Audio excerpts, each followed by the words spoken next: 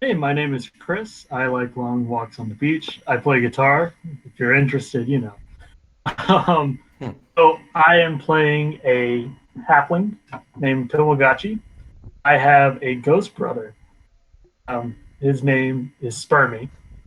I'm the only one that can see Spermy. He torments me sometimes. Sometimes he's nice and does things for me. But that I guess is up to the DM. So that's that. And we shall see indeed. So yeah, that's the group. I did a dumb thing and forgot to hit record a moment ago. So we started the recording about halfway through Brandon going. Long story short, Ben is a Triton Paladin, and Elijah is a gnome. Not gnome. Yes, gnome. Yeah, I'm a gnome wizard. Gnome wizard. I knew wizard. I get all those short races kind of mixed together. I'm like I knew it's not halfling because you don't get lucky. All right, well, then, as mentioned before, we are going to be working through a homebrewed variation of the Candlekeep Mystery book that Wizards of the Coast put out just a few months ago. For anyone who doesn't know, the Candlekeep Mystery is a set of 17 standalone adventures that are designed to be one shots, so that if you're ever just like, oh, I don't know what to do this session, or if you're like me and a DM who's unprepared, you uh, just have something to do that somehow magically transports them to a library halfway across Faerun. But I have decided that I didn't like that, and I wanted to make it kind of one continuous story. So I adjusted some of the things, added in my own flavor, and we'll see how it goes. It could be a horrible flop. It could be fantastic. I'm hoping for fantastic. But all of the fabulous players that I'm working with have created great backstories, great characters, and I'm excited to see what happens. So we'll go ahead and get the setting started in the land of Faerun, where many adventures happen. You are traveling down the Sword Coast, each of you heading towards the Candlekeep for your own personal reasons. It is a bright, sunny day. Everything seems like it's going well. Um, Kit and Witler have been traveling for a little while, heading south from Baldur's Gate, and they're maybe half an hour or so away from the castle. They've been able to see it on the horizon for a little bit now, when all of a sudden, without them knowing, they have been followed by a rogue for a little while. Our fellow friend Tamagotchi, who is not, who's just kind of held his distance. He's overheard some of the conversation of them talking about Candlekeep, and seems like they're probably a good way to figure out how to get there, even though he can also see it on the horizon. And then coming up from the water, a distraction in an otherwise monotonous day of travel is this blue humanoid figure who is just walking out, trident in hand, and staring around curiously. And that, my friends, is where we will set the stage for the beginning of the campaign. What would you like to do? Hail, travelers! Where are you traveling to? Uh, Robbie, do we all know what Tritons are, or is this like a really weird sight? You can give me a history check. Okay, excellent. Not all right, it was actually an 8. You've probably heard of a Triton before, but you don't. You know there are a lot of really weird races, a lot of different things. You've never met one. It's probably more of a rumor to you than an actual creature. To see somebody not swim out of a body of water, but actively just kind of walk out is an unusual sight for sure. Okay. I was going to be all like, "What are you?" But now I think Whitler's probably too polite to do that. So, what was the question, Ben? Hail, travelers! Where are you going to? Okay. Witler, Uh, who is this merman? Whitler wipes the salt spray from his eye and says, "Hello, fellow traveler. We're headed to Candlekeep Library. It's a castle not far from here." Wonderful, that's actually where I'm heading to. What are your names? That's a helpful coincidence, isn't it? My name's Caliburnus Heptasilvio Whitler, and who might you be? Ah, well, I'm glad you asked. I am Sir Callus, champion of the oceans, tormentor of the seas. My It is a name is pleasure to Kit. meet you all, and I'm excited to see where this adventure takes us. Which sea are you in charge of?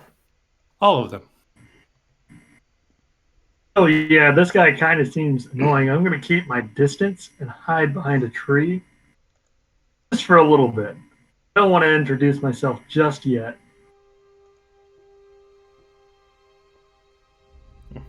Carlos, did you bring this music with you? Ah, I'm glad you noticed. That's your DM forgetting to put music on earlier. There we go. I mean, I like to think that Callus travels with just the music surrounding him. Just like as he rises out of the ocean, just... Witler, put the boombox down. Also, if you need to turn down that music, you can edit the thing speaking it as the rhythm in the Discord chat, and if you right-click that, you can control his volume. I'm just a big fan of music. Now I can actually hear. That's good. Alright. Well, travelers, let us continue on our way. And Callus is just gonna start walking towards Candlekeep. I think Witler glances at Kit, a little unsure of the newcomer, and kind of wants to follow his lead. I noticed that Callus looks very regal, and so I keep 5 paces behind out of nervousness as we follow behind him. Oh yes, that's I'm 10 one other paces thing. behind that. Callus is in a very fancy, kind of showy-looking armor, trident and shield in hand, like standing at full attention, almost marching towards Candlekeep. And if anyone would like to describe their character in any more detail, you are, of course, welcome to. This is your first time seeing each other mostly. Okay, so I'm 3'9", and I'm decked out in like bluish robes, kind of typical of a wizard. And Witler has beady black eyes and spectacles, and bristly walrus mustache. I told some people, picture like Teddy Roosevelt or like Jamie Heineman from the Mythbusters, but happy. That's what Witler looks like. Then Kit has a long black cloak that covers all of his head, and he's 6 foot tall, and he has a mask on because he's hiding his face since he doesn't want people to know who he is yet.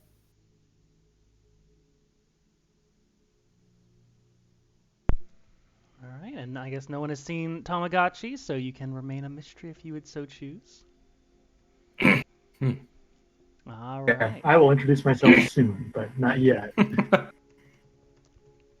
All right, well then you each continue on your travels, Callus leading the way, Kit and Witler shortly behind, and Tomo hiding, kind of darting between spot to spot. Everyone's eyes are on the majesty of the Candlekeep Castle, which as you come upon it, you just see towers upon towers. Everyone that's going ahead, go ahead and give me a quick perception check.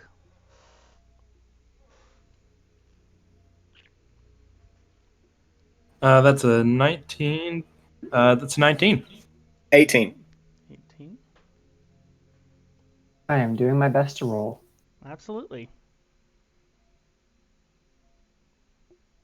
Robbie, where's the button? Oh, Robbie, the button's not working. The button's not working.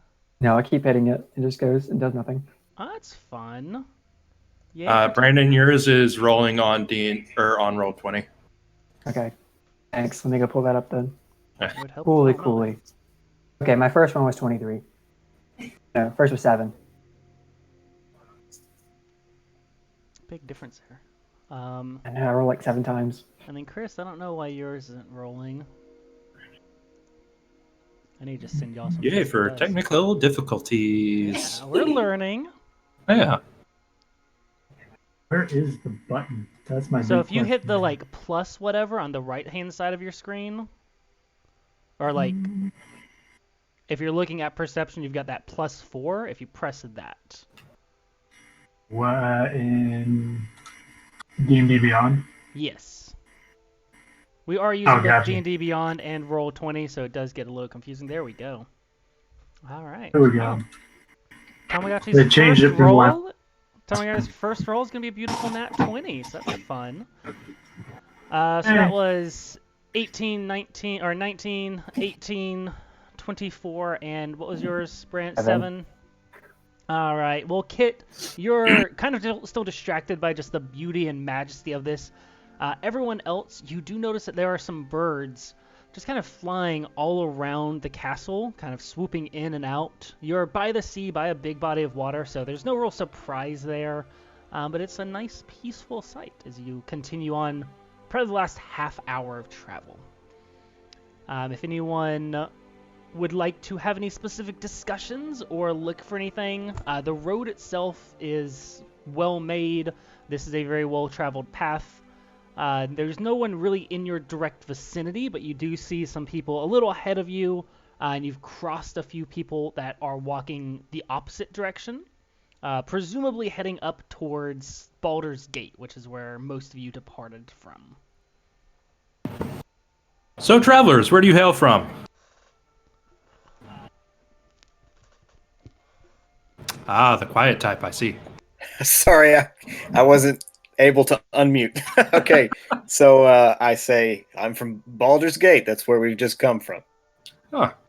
Fascinating. What was life like growing up there? Oh, well, I didn't come from a wealthy family, but we were well enough off. It was fine. Ah. Are you both champions of your land? Witler stifles a laugh and then doesn't really answer. Ah, I see. I look at Witler and I laugh because I don't know what else to do. Since I look back and I say, I have no memories past last week. Ah, very interesting. How did such a thing happen? All I remember is dragons flying through and snatching my love as she screamed my name. Huh. Interesting. I've fought not many dragons, but I did fight a kraken one time. It's truly a great memory of mine. You fought a kraken. Yes, single-handedly. Tomo can't keep quiet, and he starts lying out loud because of how ridiculous the Regal Man looks, the Regal Mermaid. So Who goes I've there? given up my location. Oh, Show Name's yourself, Tomo. beast! So I crawl out behind the bush, and I'm only actually a little tall for being a halfling. I'm about 11. So at 3'11", I kind of crawl out. Hey, my name's Tomo. How's it going? How long have you been I'm following kind of us? disheveled. Well, first description, I have a really big beard, clean clothes. I've done well for myself, but I've kind of lived in the woods for a long time, just because you'll find out. So, answer your question, I've been following you for, I don't know, the better half of a day. What business have you following us? Honestly, the wizard guy looked kind of friendly. I think he was going to Candlekeep, so I decided to follow him. He looks smart. You kind of look silly. I see you're just jealous of my title, my power. What I don't is believe your you will be of much help. title? So I shall continue on. I'm gonna keep walking towards Candlekeep. Witler has reacted with a little bit of shock and surprise to Tomo's presence, but I've decided too polite to try to let those things show. So he kind of puts himself back together and says, "You're not actually headed to Candlekeep. Like, you don't have a goal there."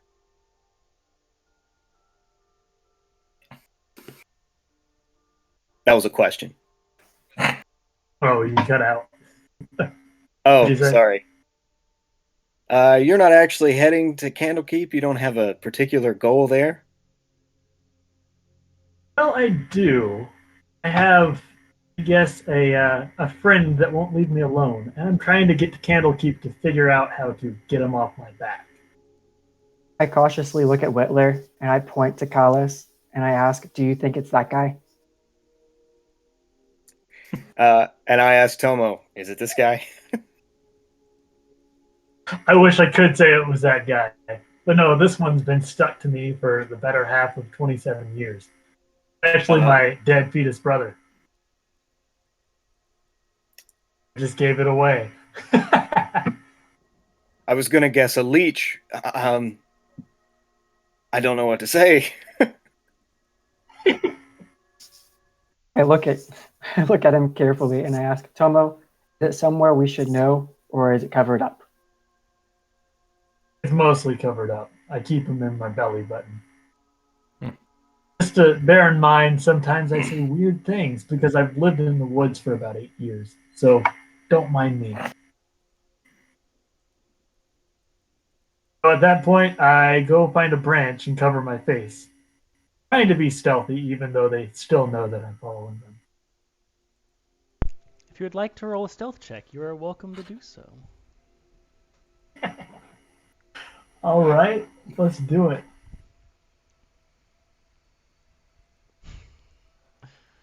All right, with a 7, yeah, their eyes were trained on you the whole time.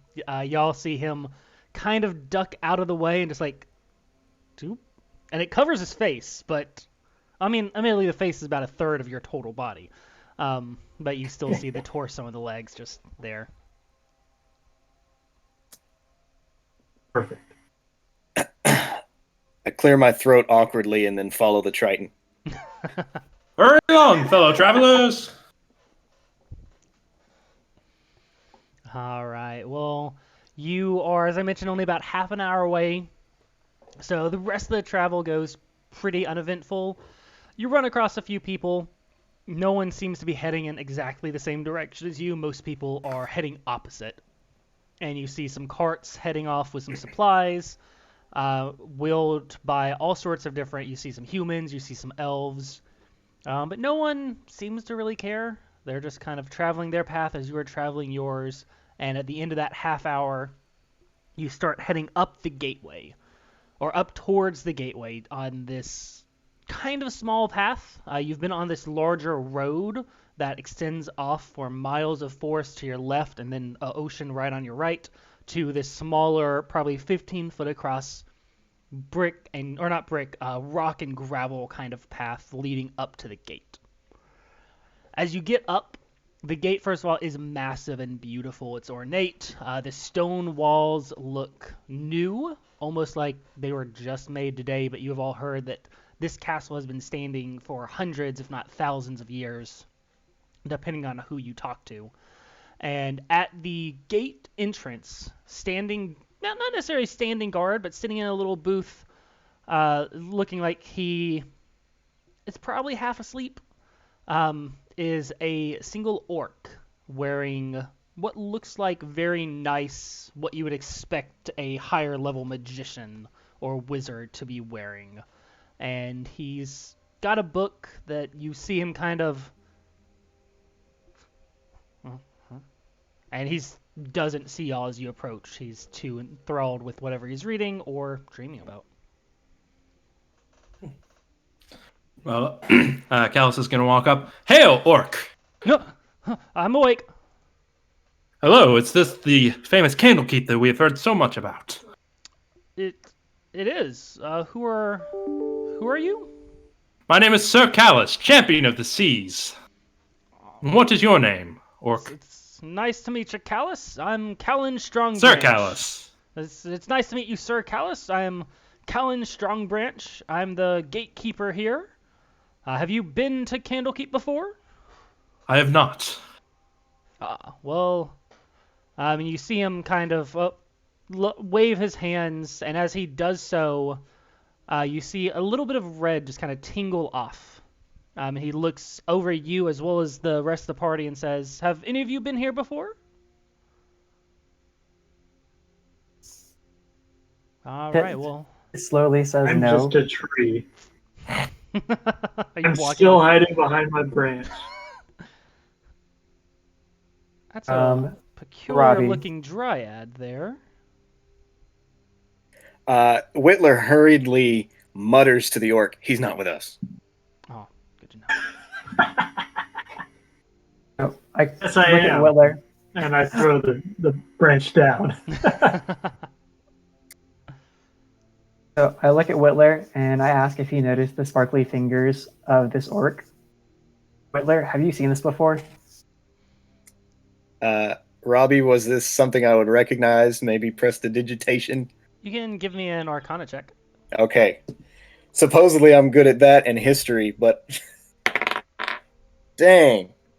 11. 11. It didn't jump out as any spell that you know, but you would. It's a common enough.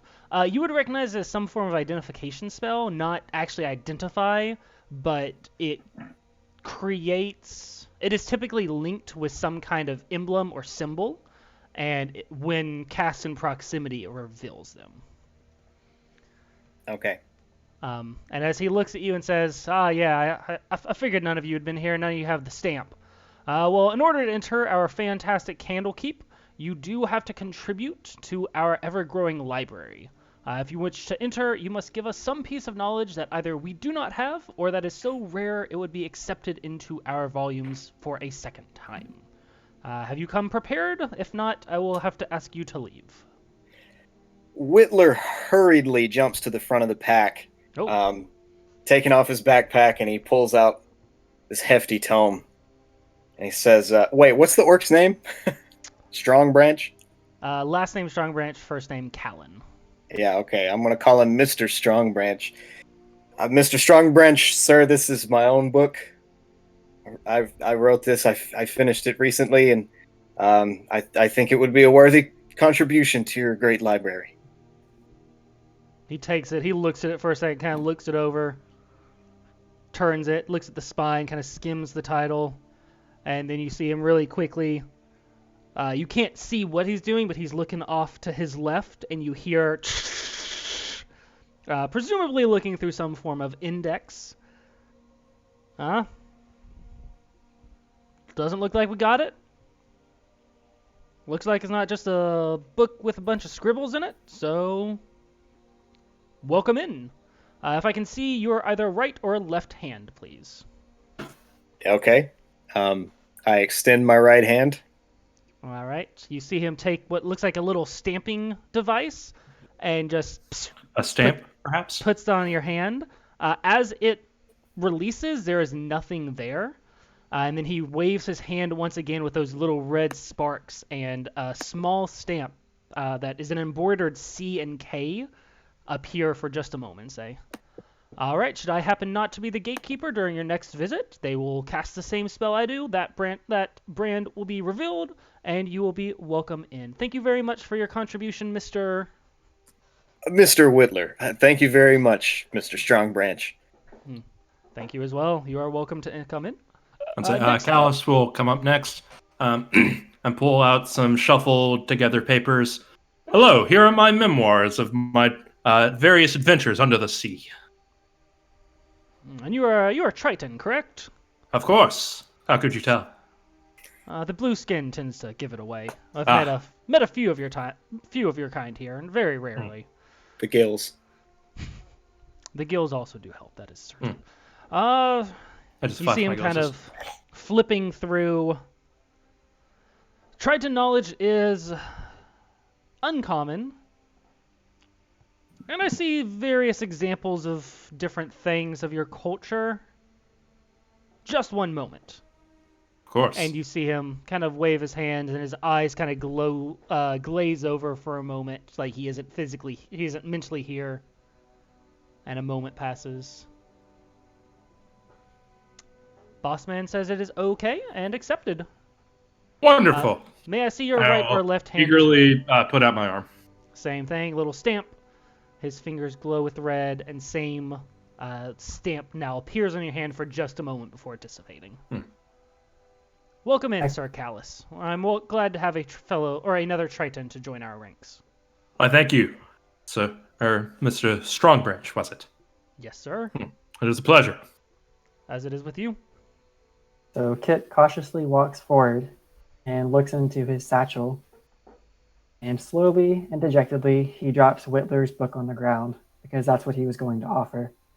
He reaches in one more time and finds the blue glowing book that he and Witler had tried to decipher earlier this week and hands it over. Will this work? The orc takes it And he kind of glances at it, and similar as you have noticed, and especially Witler having kind of an idea for these languages and the ability to contact people with spells like comprehend language, and no one has been able to figure it out, kind of looks through the book, and you see his eyes kind of glare up with a similar color to magic. This is most peculiar. Where did you come upon a book like this? I woke up after being attacked by dragons, and it was lying next to me.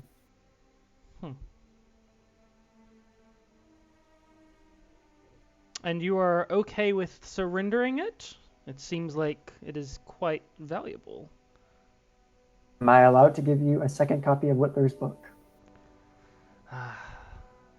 He kind of looks at Witler, and in a low voice he says, "The book's good. Not 2 copies good." Witler has not entered the library yet, and he says, "Perhaps you'd be interested in a copy signed by the author." Okay, I turn the signed copy in. That's not quite going to do it, unfortunately. So you know, you will have access to this book as well as any others in the library while you are visiting here, but we would require to keep it for examination I purposes. slowly hand the book over. Much put appreciated, my- Mr. Mr. Kit. And your name was Mr. Sparkles? Mr. Strongbranch, please. Sorry, Mr. Strongbranch. I put my left hand out to get my stamp. Right. Bloop. Same thing. Fingers sparkle for a second. It appears and then dissipates. While I guess. before Kit walks off, while you are here, just because I have not seen a book like this in quite some time, you may want to seek out Madame Scrivenbark. She is one of the great readers here and is interested in history and magical tales like this, and I believe could be of interest to helping you decipher this. Who should I talk to find where she currently is? The great readers are always out and about doing things, collecting knowledge. If you just ask around, someone may be able to point you in the right direction, but I make no promises. Thank you, Mr. Strongbranch. Thank you, sir. You have a fantastic visit to the castle. And you, little tree man? And at that point, I still have my 2 branches in hand, so I put one down to reach in my bag. First, I say, "Hello, Mr. Tree." I don't actually remember your name because I'm a little scatterbrained. You were close. It is So- Strongbranch. Of course. So, hello, Mr. Tree, I still say. You see kind of a look of indignation Our on him for a travel moment. back monologue. I've been, I guess, following Witler for the better half of a week, even though I told him half a day. I heard that I had to bring something, but I didn't know what. So, no, I decided to loot a local grave site.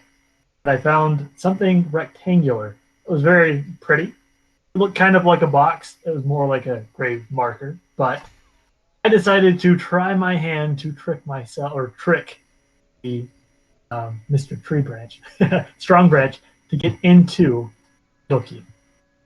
So I pull out of my bag the grave marker and I say, "This is a magic puzzle box of death. If you know how to crack the mysteries, it'll tell you everything you need to know about the afterlife and allow you to communicate with anyone in the afterlife. Only I know the secrets. I present to you myself with this box."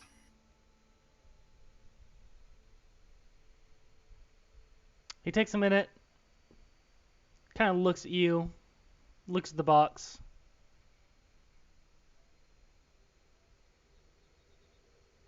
I don't really believe you. But if you're Well, traveling what with if I told you a secret from the beyond? I would be more inclined to listen. At that point, I tend to be whispering whispering to my little box, but actually I'm talking to my ghost brother, Spermy. He tells me a secret from this Mr. Branchy's dead wife. Your ghost spirit does indeed tell you that his wife passed away of a sickness about 3 years ago. So I act like I have an oracle and I start to cough a bit, just just as I just did. I say, "Your wife, she died of a sickness just 3 years ago." His eyes kind of light up for a moment. Go ahead, give me a deception roll with advantage. So roll deception, roll twice, and you'll take the better of the two.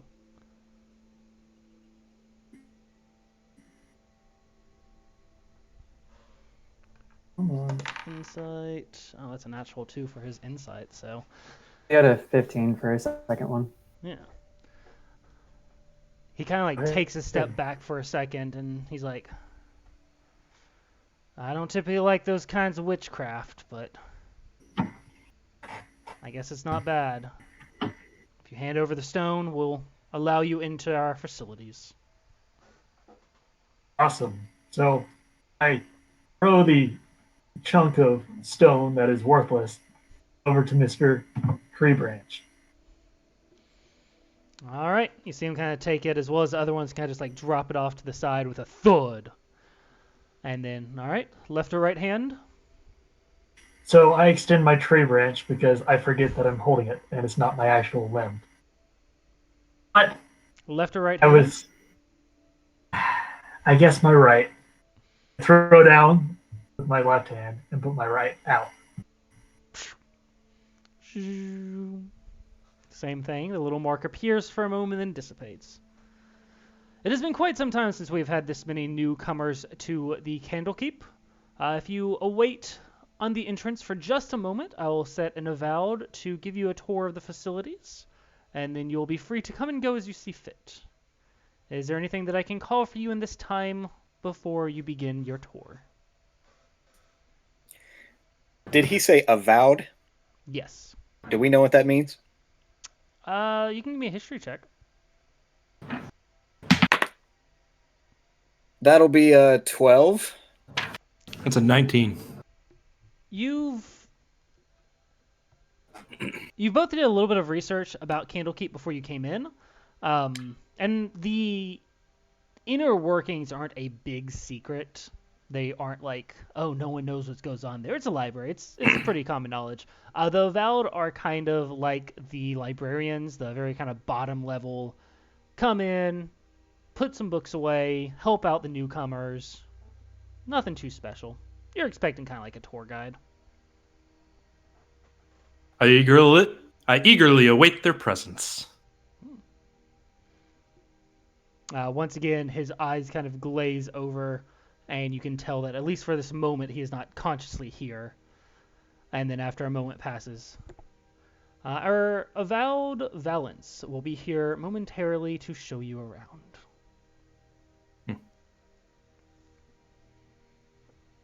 All right. Anything in the moment before they arrive? So the four of us are standing together, right? Presumably, unless you say Right. otherwise. So we're standing together like right inside the entrance of Candlekeep, Yes. and nobody else is around. You see a couple of people. You see probably about a dozen or so people walking around. You're coming in not quite at nighttime, but the sun is almost setting. Like as you look out to the west, you see this beautiful glow of the orange sun just kind of cascading over the water, what seems like going on for miles. And there are a few people, probably a dozen or so, walking around in these kind of plain orange and yellow robes. They don't look particularly special. They don't look important, but they are kind of walking around from place to place. Okay. So I say in a low voice, hoping none of them can hear me, to Tomo, Tell the truth. That was a complete fleece, wasn't it? Yup. I thought as much. All right. Well, after a minute or so of waiting, a woman, human, probably mid to late 20s, maybe early 30s, kind of darker skin, walks up to the four of you and says, "Greetings, new members. I've heard that we have 4 new additions to the library today. How fantastic! My name is Valence, and I will be your tour guide through the areas that you are allowed to enter. Are there Hail any and well met, Valence. Nice to meet you. Are there any questions before we begin? Is there food here? There is. There is a plethora of food at the hearth, which will be one of our last places on the stop, for that is also where you will be able to rest for the evening. Is there is there perhaps a physical map of all the sections in the library, or some other way we can tell how it's organized? She kind of gives you a confused look for a second and a little... Oh, I apologize. You may have misunderstood the way that it works here. You will not be entering the library directly. Any books, any knowledge, any information that you would like to acquire, you may request, and it will be brought out to you. Direct entrance to the library is only granted to those who a great reader or above has seen recommended to enter in. Then what exactly will we be touring, if not the actual library? The facilities around here. So we are currently standing in the Court of Air. And as you look around, you see just this big open space, rounded edges out at the end, with a cluster of buildings to your right, kind of a V-shaped set-in with, or a cluster of more tower-likes. It's more of like cylindrical towers and actual buildings to the right, with a variety of more house-like structures to the left in kind of a V shape. And then directly ahead of you, you see these large green doors, to which she points. We'll be touring around these facilities. The actual library resides behind the emerald doors in that direction, but again, you will need a direct pass given to you by one of the members of higher up than an Avowed, at least, in order to enter there. But if you do need to request any books, if you need to request study rooms or anything like that, we have all of those available for anyone who can enter in. All right, are there any other questions? I apologize for any confusion or misunderstandings. I look at Carlos, and I look back at Witler, and I tell our guide that we're ready to go. All right, well, once again, I am Valence, and I am the Avowed that will be showing you around these days. If anyone does ask, I do hope that I do an excellent job showing you our excellent facilities. If we'll continue this way, and she kind of turns around and starts heading almost like she's heading towards the large emerald-colored doors, but a little off to the right. And then for those of you on the Roll20, that is a map of vaguely what you are looking at. And she first points to the right. These are the Pillars of Pedagogy. This is a place where the seekers, such as yourself, can engage in quiet study and research. And there are many closely huddled flat-top towers, varying heights as you can see. Some are much larger than others, but do not let the size fool you. They all have more room than you could ever imagine. Much of the entire Candlekeep facilities falls under some effect of something similar to a magnificent mansion that Mordenkainen has taught us how to use. And one room may be able to fit hundreds of guests. If you are interested, there are rooms that have permanent silence spells attached to them, so you are able to read without any noises disturbing you. If you'd like to do any research, you are always welcome to do it there, and there will always be room for you. As we continue on, and you see she's kind of pointed to those and just did a big sweeping motion over a dozen or so large towers that are all interconnected in some way. And off in the very far corner is a small little hovel. It doesn't look big or fancy in any way, but it looks like a nice little spot.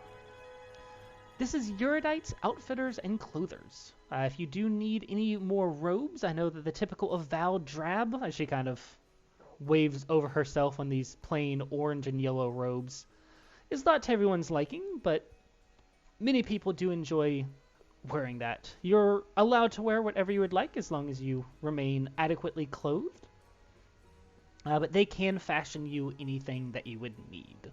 Most of which, if it is coming of this kind of level, is just part of the membership that you have paid for with the knowledge you have given. There you will see, as mentioned before, the Emerald Door. It is the primary gateway between us and the actual castle, and there are always guards at it who will allow you to enter if you have a writ of passage. Again, typically you will only get one of those from a great reader, the first reader, or the keeper of the tomes, and they will only bequeath those to those who do great works for us. No one has one, correct? I apologize. I kind of assumed that earlier. No? Okay. I just wanted to confirm. I did have a case where someone came in with one, but those are, again, fairly uncommon. Sorry, Robbie. So, just I was struggling with the map while you were explaining some things. So, did she say something about payment? So some of the services rendered by the Candlekeep as a whole are given to you just because of the book.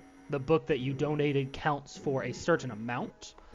You can't get everything with that, and you would have known this from some research of Candlekeep before, that it's kind of like an opening fee. They are going to be okay with you using most of the resources while you're here, as long as you aren't abusing the system. If they start to see you abuse it, then they will either ask you to pay additional charges, either in book or coin, or they have been known to revoke memberships. And what are the pillars of pedagogy? So those are basically the study rooms. They are a series of these cylindrical towers. They have a lot of different rooms in them. They have more space than they seem because she explained there are magnificent mansion-style spells that create kind of these pocket dimensions. And many of the rooms do have the silence effect permanently on them, so you won't hear and you can get kind of a peaceful studying done. Kind of Witler's dream. For sure. So, could I tug on Witler's shirt and ask if he wants to go into the Outfitters and Clothers to see if there's anything special or rare in there? Okay, I say, that seems like just about the least interesting building here, but sure, we might as well start there. All right. I'm So, gonna follow behind. And I'm trying to get Kit's attention and just say, hey, didn't that tree guy say something about some special reader? Of course, I think the guys are probably ignoring me. I'm a bit annoying. so I look back at Tamagotchi and I say yes. I was distracted by your branches and I forgot her name. As Witler and I walk into the building. The name was... Violence. The tour guide is Vance. Okay. The great reader that Strong Branch mentioned was Madame Scrivenbark. I'm gonna write that down. A tree people here. So, as Witler and I walk into the building, I see all of these shiny outfits, and can I do a perception check to see if anything's special? Absolutely.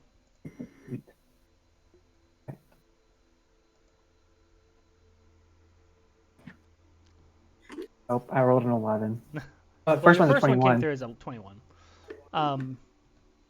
So you enter into the building, and Valence waits outside. Kit is entering, and Witler is entering.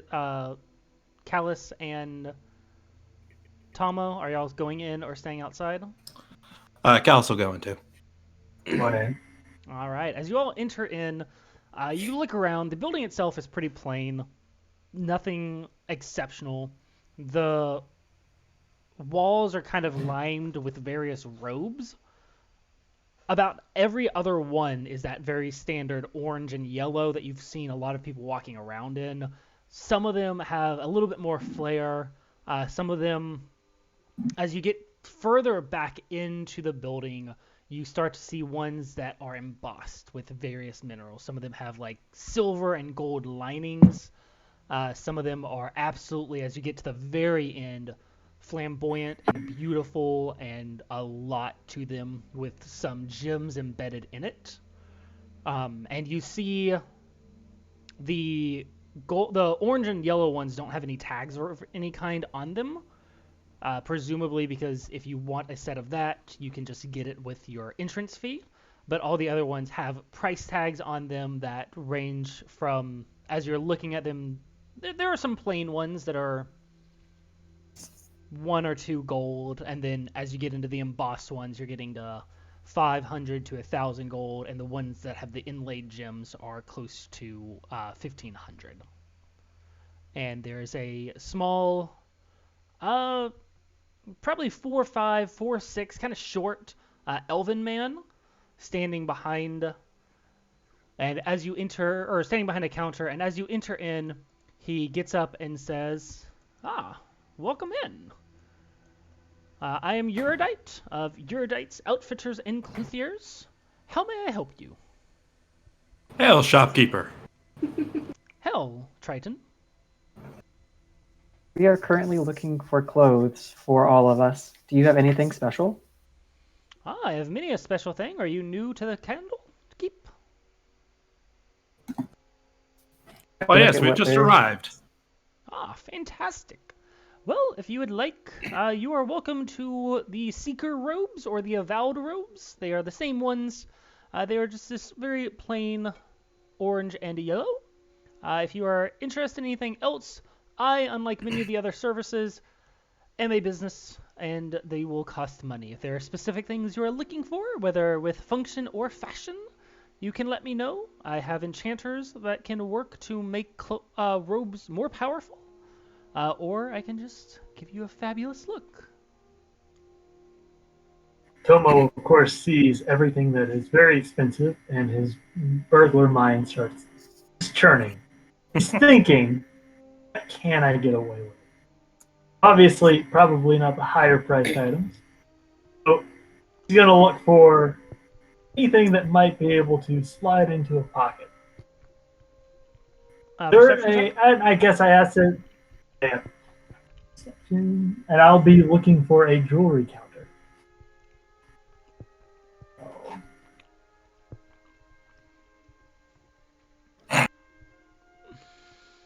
You see a bunch of clothes. Well, I take it back because it's not like hidden in any way.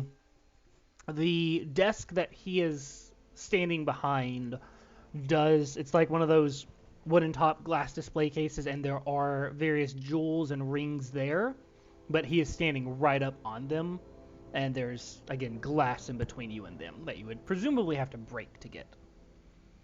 You don't think you can get away with stealing things.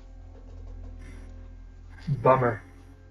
Guess I'll keep that in the back of my mind just in case later.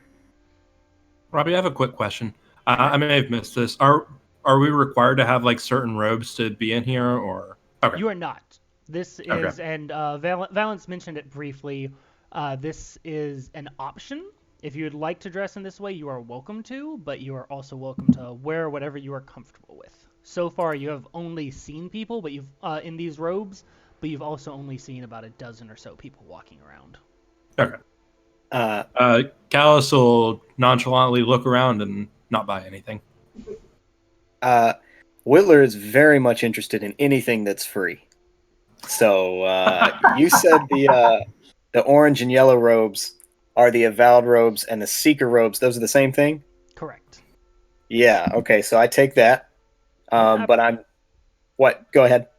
Absolutely. One set You see him he walks out for a moment and grabs this little roll of tape and just like, and as it hits the ground, a line just like multiple lines kind of appear on it and say, "All right, if you come back by noon tomorrow, I'll have a set."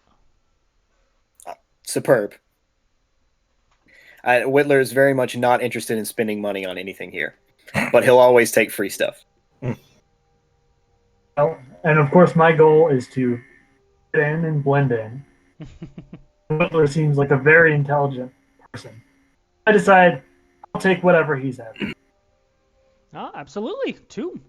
You see him, his hand kind of just like pulls and disappears into his robe, and he pulls out another one of those same things, and again, right by you, and like right at your shoulder height, waist height, and a couple other points, these lines just appear and say, "All right, they will both be ready. Can I interest either in either of y'all in a set as well?" You know what? It doesn't cost any money, so sure, why not? And I'll stand there regally as he does his measurements. Fantastic. Like chest puffed out. Again,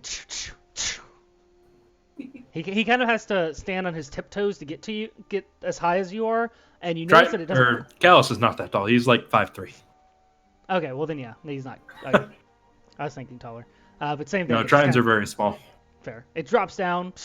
Those lines come up. And I look at everyone else, and I don't want to be an outcast, so I keep my mask on, and I lift my cloak backwards so you can fit me for something. All right, same thing. All right, 4 sets. 4 sets may make me a little bit behind. That is a lot of work to do and a lot of peculiar angles and such. If you come by early afternoon tomorrow, I believe I will have them all done. Well, thank you. Of course. Is there anything I could get you with? Again, those robes are free. I do have many things that can be bought.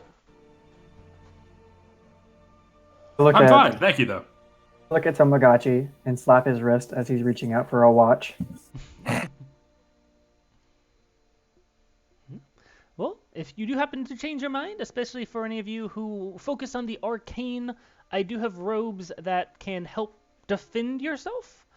They are rather expensive, I'll warn you, but you know what they say, you cannot take it with you if you die.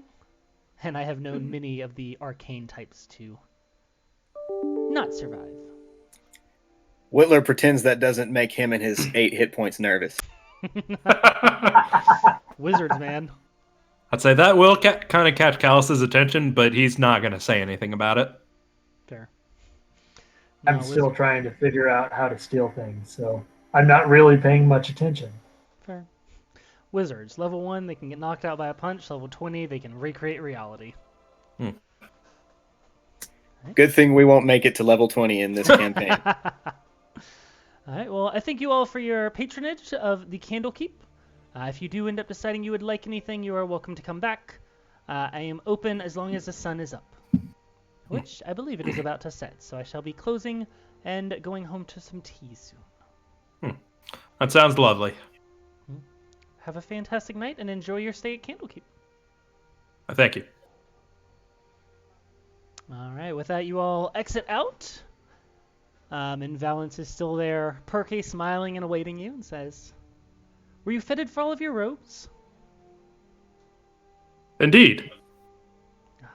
That erudite is a good man. He does a lot of good work for our community, and yeah.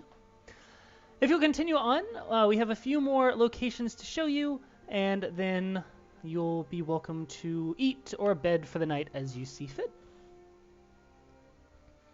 And she kind of just continues down that same road, passing by the Emerald Gate, and you see two humanoid figures standing guard. One of them seems to be elven, and the other one seems to be, for those of you who would recognize him, a tiefling. So kind of a darker red skin, a few horns, and they are both standing guard in... They are the first people you see that aren't wearing robes. They are wearing full armor and a spear and a shield in each hand, and they're just there standing guard like they are ready for whatever comes. So Kit thinks that this is a little weird, And as we're walking by, I listen carefully to see if there are any noises coming from behind the door. All right, give me a perception check.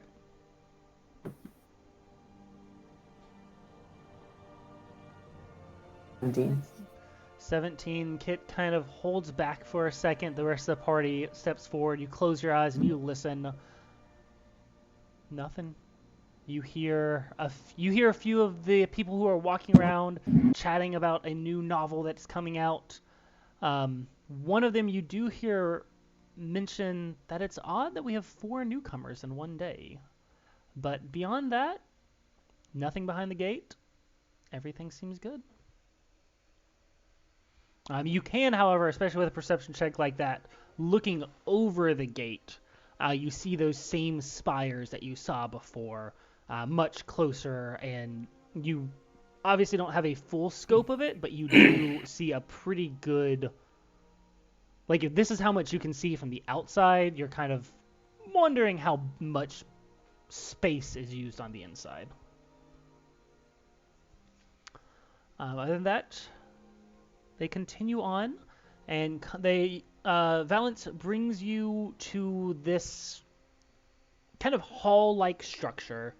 It's a large building, very nice, kind of a gray-bluish roof, and you see some people coming in and out. And she points over and says, "This is the House of the Binder. As a seeker, you can request a copy of any book or scroll in the library, and the work of creating the copies is performed by scribes in here. The entire text will be replicated. We are not allowed to just pick and choose any sections. You will get the entire thing. Most tomes, because of the quantity and quality of our paper, will come roughly 100 gold pieces. It can be more, it can be less, depending on the books, and if you wish for them to be translated either from or to a different language, that will typically be about double. We are always working on books, so some of them could take a little while, but we do try to get them done as fast as possible. We can also have books delivered if you happen to not be here, but that will also be an additional charge. For anyone who is interested in spells, we can create spell books with any spells you can imagine in them, even ones that do not exist yet. And it is typically... So those weaker level ones aren't very much, but as you are getting into more and more powerful spells, it will go up. And the books can, of course, be created with any and all. And the last thing that is done here is that we do release Works of the Avowed. And as you see, she's kind of walking towards this little table with a single book on display that has kind of this dark purple color with maroon accents all around it, with just a large A in a bright blue color, which very much clashes with the kind of darker colors around it. And these books are created by the Avow every year, and they are just a combination of all the work that we have put in, different ideas, different poetry, gemstones, anything that the Avowed are interested in that year. This one, I believe, is, and she looks at the tag, this year's copy is 72 gold per book. Many people will buy many copies in hopes that they will go up in resale value as an Avowed joins one of the higher ranks. And then we will...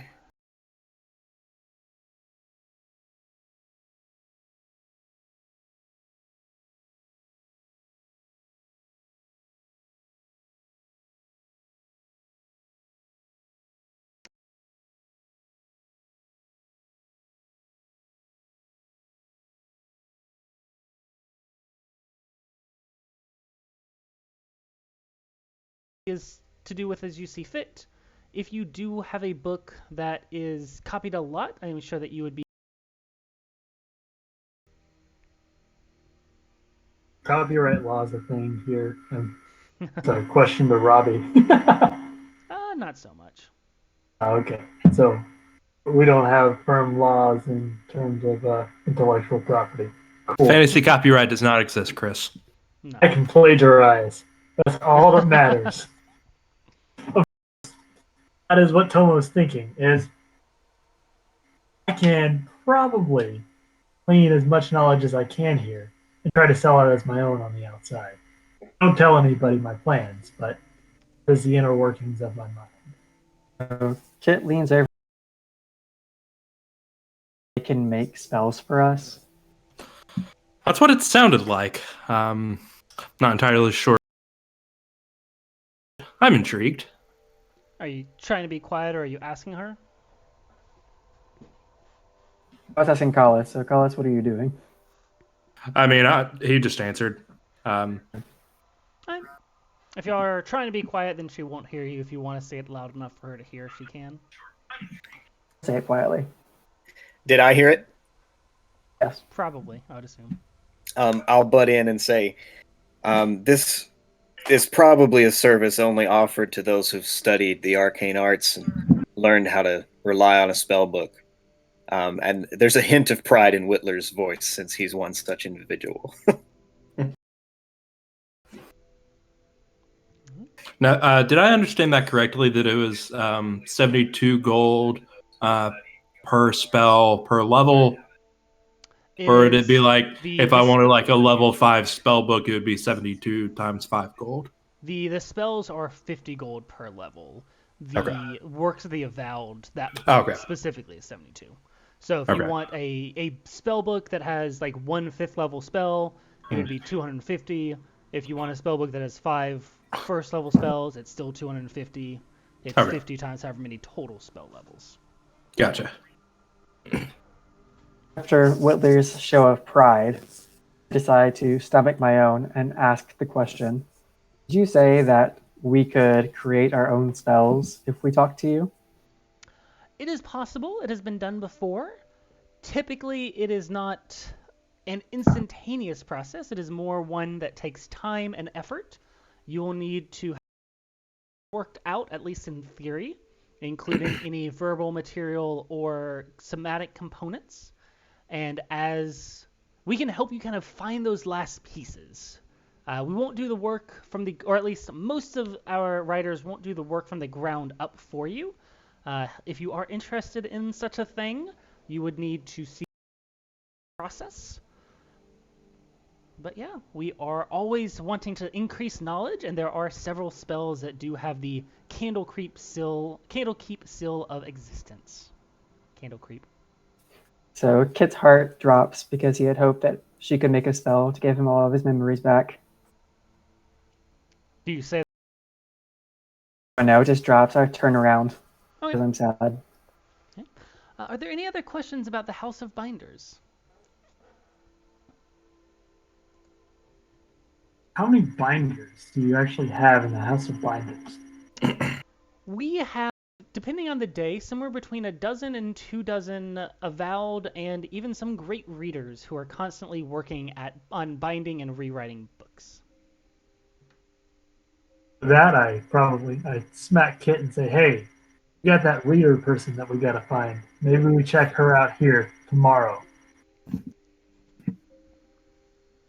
I nod solemnly. All right. Well, then on. So and she kind of just continues back in kind of the larger circle formation, and as you look to the right, you see just several buildings. We won't necessarily go through all the remaining ones because it will be up to you. As we are looking from my right to my left, first you will see the hearth. This is where you are going to go mostly to stay. It is, I know that it seems to be kind of a modest tavern with sturdy construction, and you can feel the warm light emanating from it.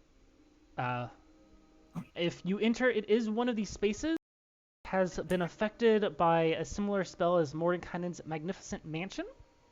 So as you enter in, although it may seem tight here, it is much larger upon the inside. You can go there for food. A typical meal has been covered for your stay here, at least for some time. If you do, we keep an eye on it. If we feel that you've stayed here too long, we will ask you to start paying for some of the food, but most people stay here for a week to 2 weeks before that becomes an issue. They're respectful and that you are peaceful. And there are also several demi-planar chambers within there. This is where A lot of our rest happens, so if you need a meeting room, if you need something of that kind, you're welcome to use them. There are shrines that you can enter freely. However, there are private chambers that if you do wish to use, it's typically a 5 gold piece room. And there are also, again, meeting chambers that you can enter in and order food service from. That's kind of the pretty typical place. Next to it, we have the House of Rest. This is where you will be pretty on the nose there. There are plenty of rooms. We can easily fit up to 50 guests, so no need to worry about any kind of room or issues, and we can always room with more magnificent mansions as we see fit. Also, that is covered in your donation. The book to enter, you can always find a night's rest here. Next up, we have our granary. This is where we keep the grains. There's not really much else there. If you have an interest in agriculture, you may be interested in it. Otherwise, yeah.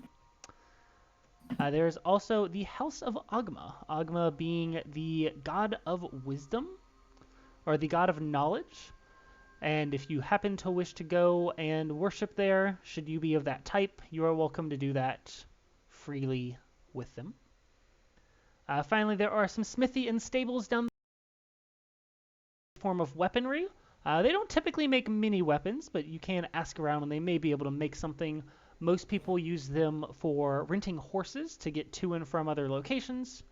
And then last but not least, right by the entrance by which you came in is the bath and steam house for anyone that would like to get a nice cleaning experience. That is everything in the House of Air. If you need a book, if there is anything specifically you want, there are people and receptionists in the Pillars of Pedagogy who will take down any information on any books. And they will come and bring you everything you need. And if you need anything during your stay here, you're welcome to ask, and any of the Avowed or anyone else is happy to help you. Are there any questions or concerns before I leave you for the night?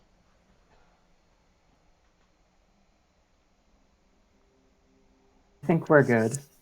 All right, fantastic. I know that was a lot. If there are any questions or anything comes up,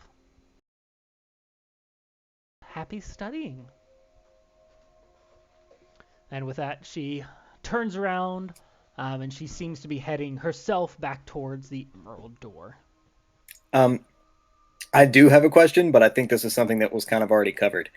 Oh, absolutely. So the orange and yellow robes are the robes of the Avowed. Are we considered Avowed? They are the robes of the Avowed and the Seekers. You are considered Seekers. That is just someone who is coming here for knowledge. The Avowed are the ones who are actually in some way employed by Candlekeep. Okay. There is no in between them because a lot of the Seekers come here with the intention to become Avowed, but it is not an expectation or requirement of any kind.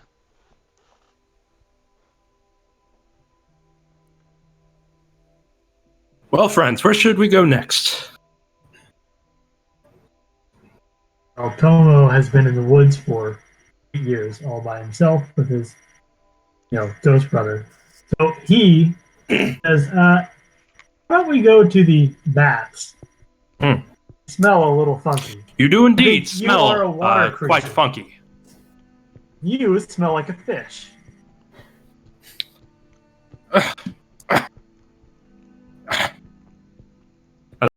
How he's gonna do. To the just kinda baths brush him then, off. Collis? Enjoy I your go ahead bath and- yourself. Start walking towards the hearth. I'm going to slink away to the bath. Follow. Okay. Friends, please join me for a bite to eat. I think I'm all tavern. This word is pronounced hearth, right? Sure. What did I say? Hearth? Hearth? Yeah. Let's ask at hearth. I'm a math teacher, not an English teacher. Anyway, I think that's where I want to go too. Then right. I look at Collis for a second. I ask if it's the best idea for him to go somewhere that's going to have fire because of his gills. Do you think this is the best idea instead of avoiding water? Oh, friend, I'm sure I would be fine. Thank you for your concern, though. Will not be the first time I've been up against fire. So intrigued, I follow along with him. And I'm talking to Callus as we walk. Are you telling us that you've also fought creatures of fire under the sea? Yes. There were two such creatures that had weapons that could shoot fire of some kind. I'm not entirely sure, but they were vanquished with ease. Ask Witler if we should purchase a copy of Collis's book.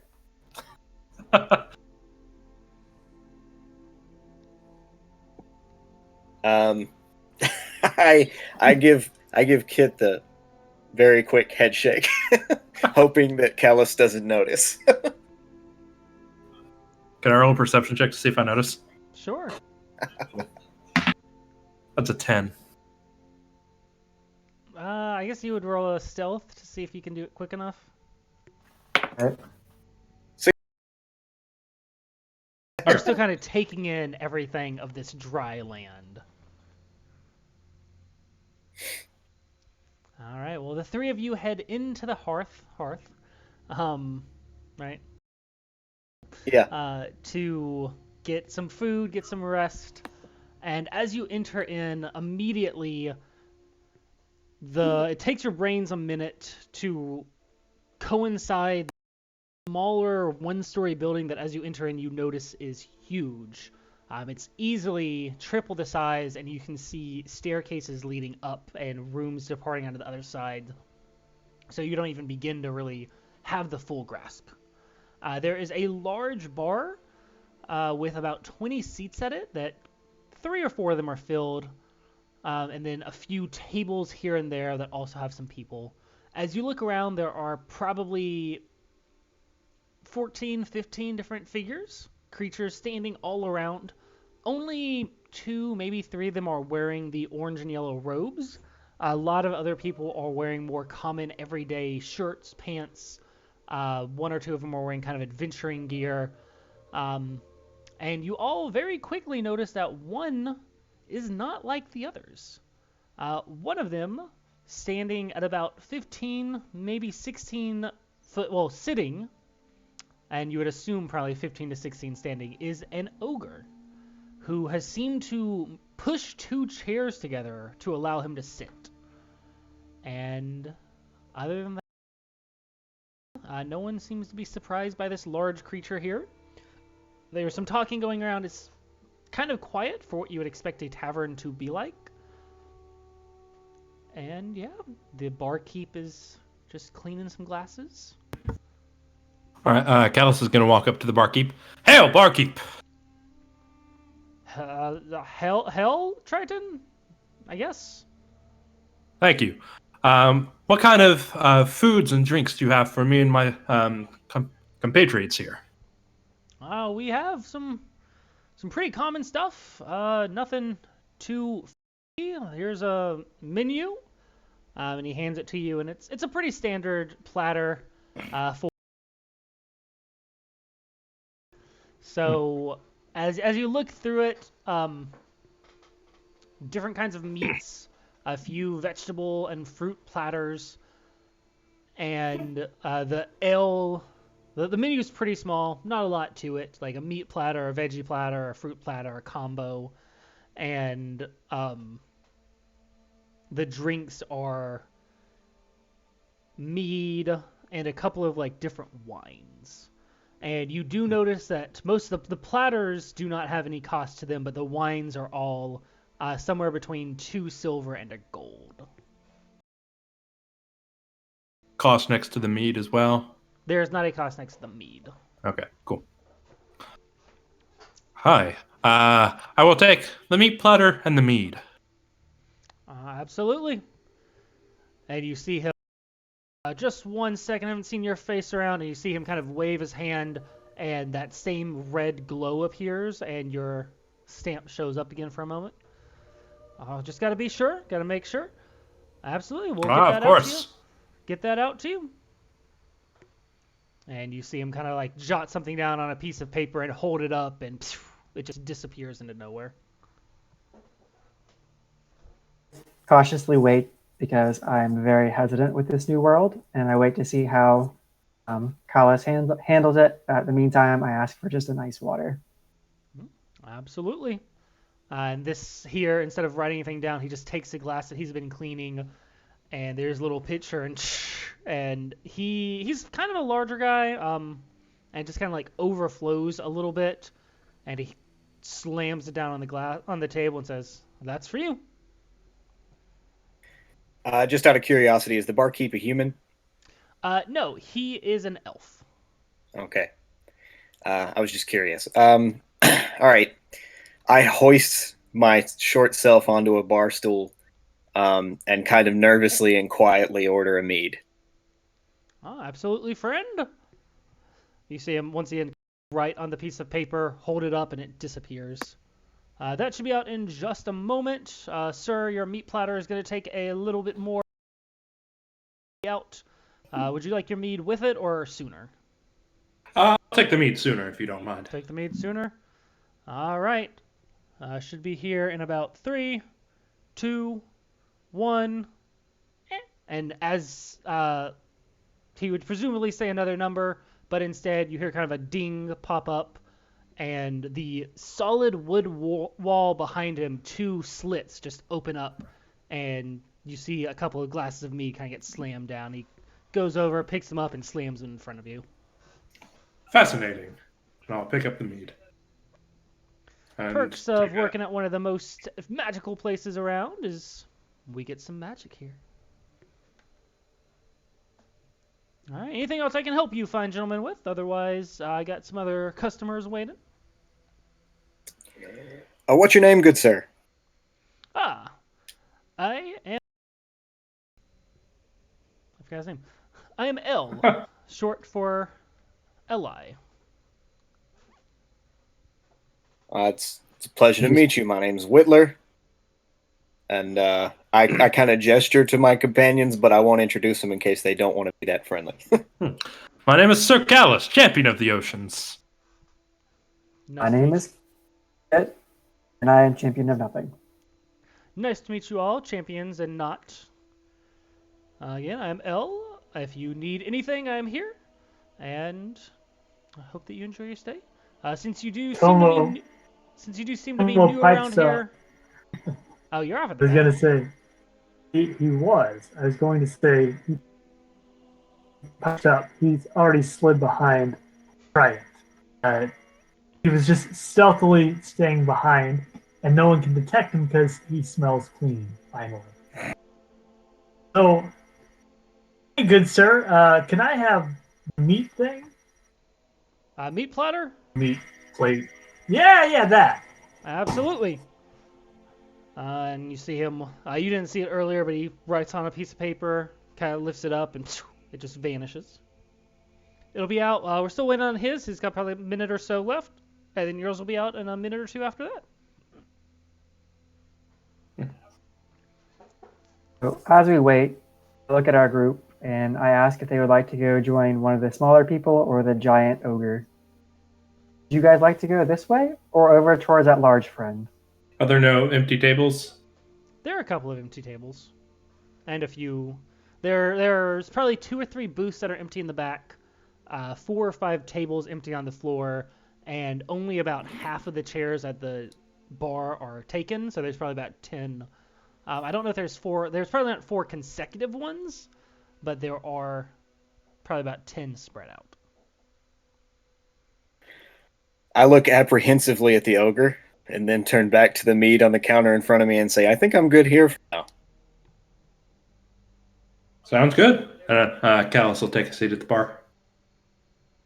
All right. You all wait for a moment. You hear a little bit of chatter coming, and after that you hear ding, and another section of the wood just kind of floats up, and a plate with various meats appears, Elle walks over, grabs it out, plops it down, and as he does so, another ding happens.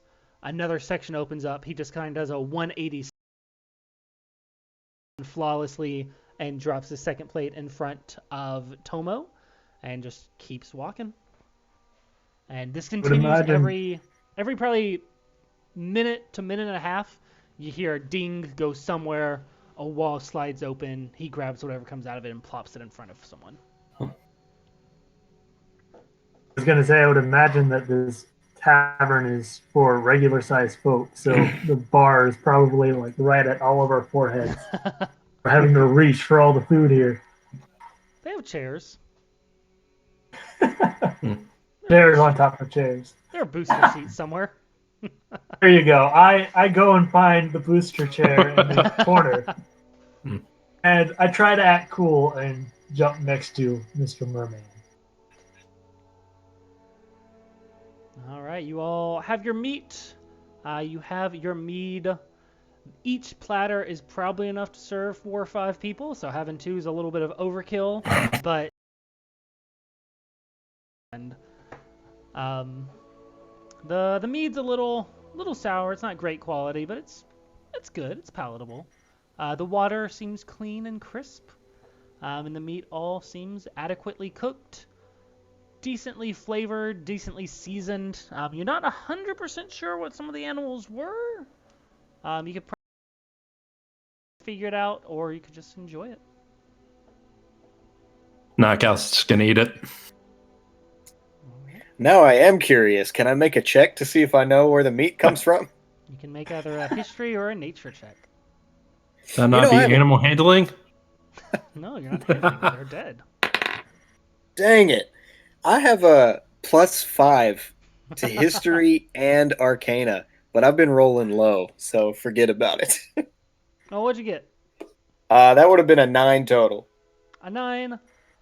You pick out probably about somewhere between a quarter and a half of it is kind of your basic, probably some kind of chicken, some kind of pig, some other like really common livestock, maybe a little bit of bacon and cow meat. But there's another half to 3/4 of it that you're not sure. It could maybe just be meat that you know that's cooked in a weird way, or it could be some other form of creature.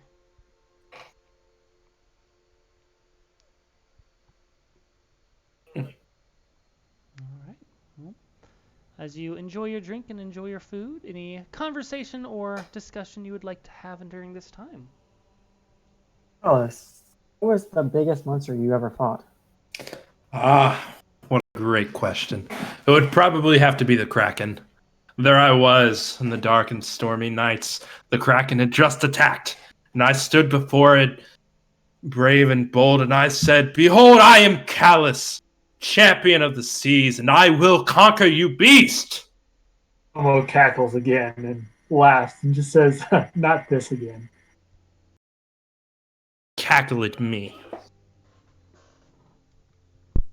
Well, Sir Callus, do you have perhaps a family seal, a ring with a family seal, or maybe a writ of pedigree from your noble house? Well, yes, I pull out my shield. It's got the family crest kind of thing on it. It's actually the crest of the traveled with for a while, but they don't know that. It just looks like a regular family crest. As he loves animal handling, he says, "That is no seal, my sir."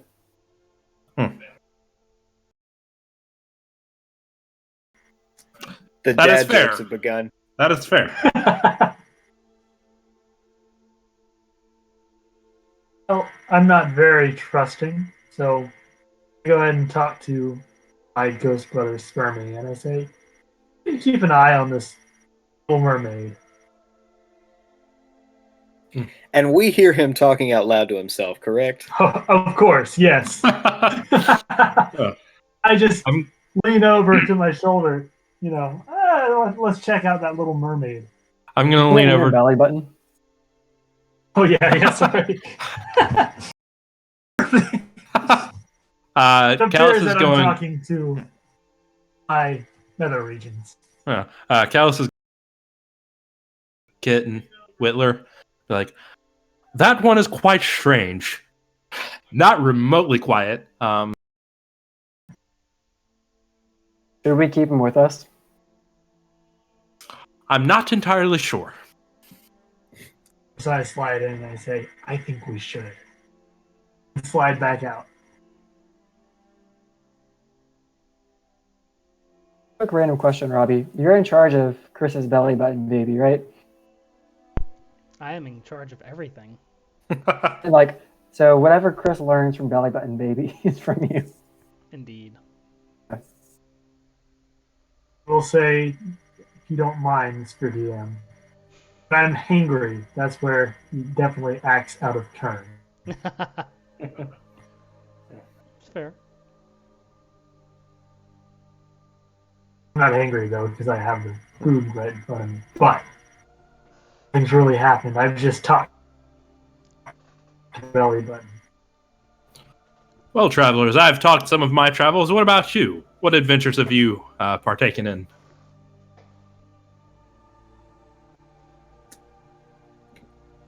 Well, once I happened upon a very lengthy scroll suggesting connections between the ancient languages of Draconic and Giant. That is quite fascinating. Indeed it was. I wish I had it with me now. That was a great day. Interesting. After I woke up from the attack of the dragons, and I headed towards Hitler's village, I ran into 5 giant rats. Ended up killing 4 of them and tamed their baby. It's secretly hidden in my backpack right now. Ah, rats. Did I know For this- that? Because I'm reacting with surprise out of character, but did Witler know this? No. Okay. It was right before I met you, like 2 minutes before. Okay. I failed to mask my surprise and shock. I slip in the frame and I just say, I do magic tricks. And I pull out my deck of cards, masterfully, bridge the deck, and say, in another life, I actually have a few crime boss friends. I help them win a few games. You know what I mean?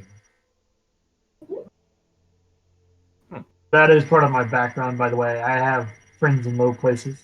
Just may or may not come in. In case any of you are wondering, my rat's name is Caboodle. Caboodle. Yeah, a whole kitten caboodle. Ha! Ha! Ha! That's good.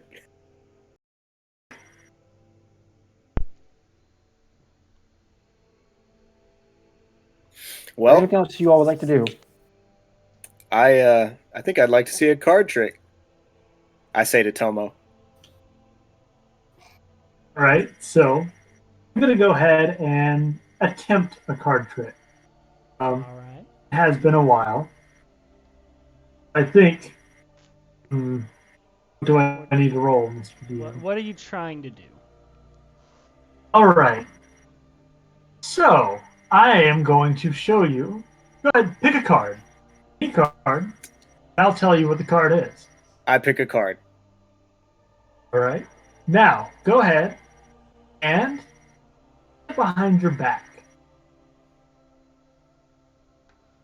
Okay, I So- put it behind my back. Of course, I whisper to my belly button, "Hey man, can you go tell me what that card says?" So Excuse me, are you talking to your nether regions while doing this trick? a reason. You'll see soon. I do not trust this. Your With a little belly- gargle in my tummy. But Your brother fetus tells you that it is the King of Hearts. Witler, you drew the Queen of Spades. of course, I proudly proclaim. I'm thinking. Crown is crown. King of Hearts. I was gonna try and turn the trick back on him, but it seems you've done it for me, Robbie. So I'm not gonna do the thing I was gonna do, and I'll just reveal my card. You don't seem very good at that, my friend. Damn it! I whisper under my breath. Hear a quick cheep, cheep, cheep, and nod to Caboodle and say he does suck at this.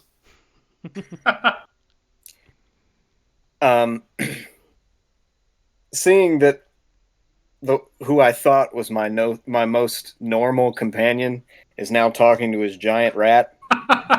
I look back at the mug of mead on the counter, and decide I'm done and just push it away.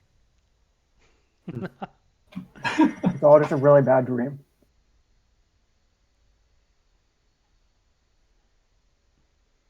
All right. Anything else you would like to accomplish, either in the bar or elsewhere?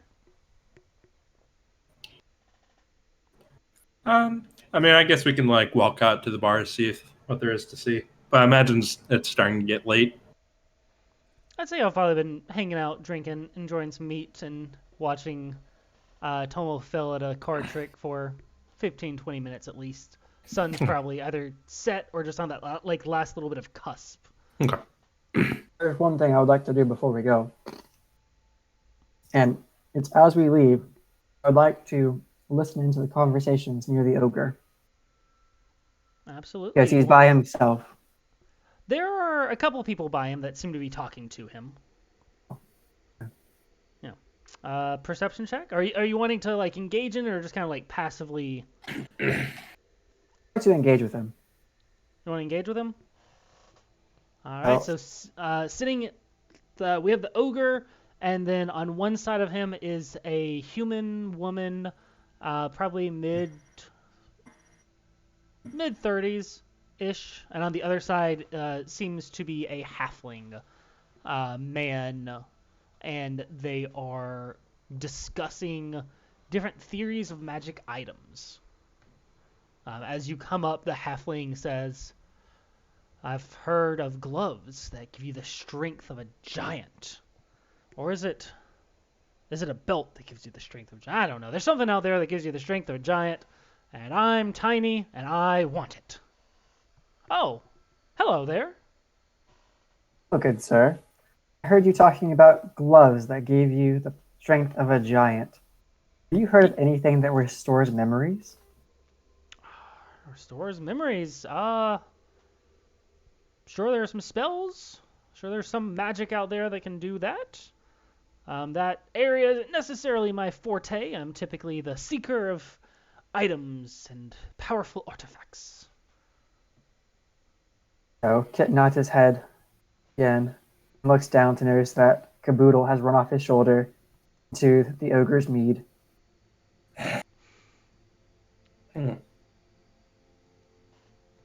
Are you gonna help with that? I look down and I say, it looks like he's pretty happy. The ogre kind of turns his head and looks at you and says,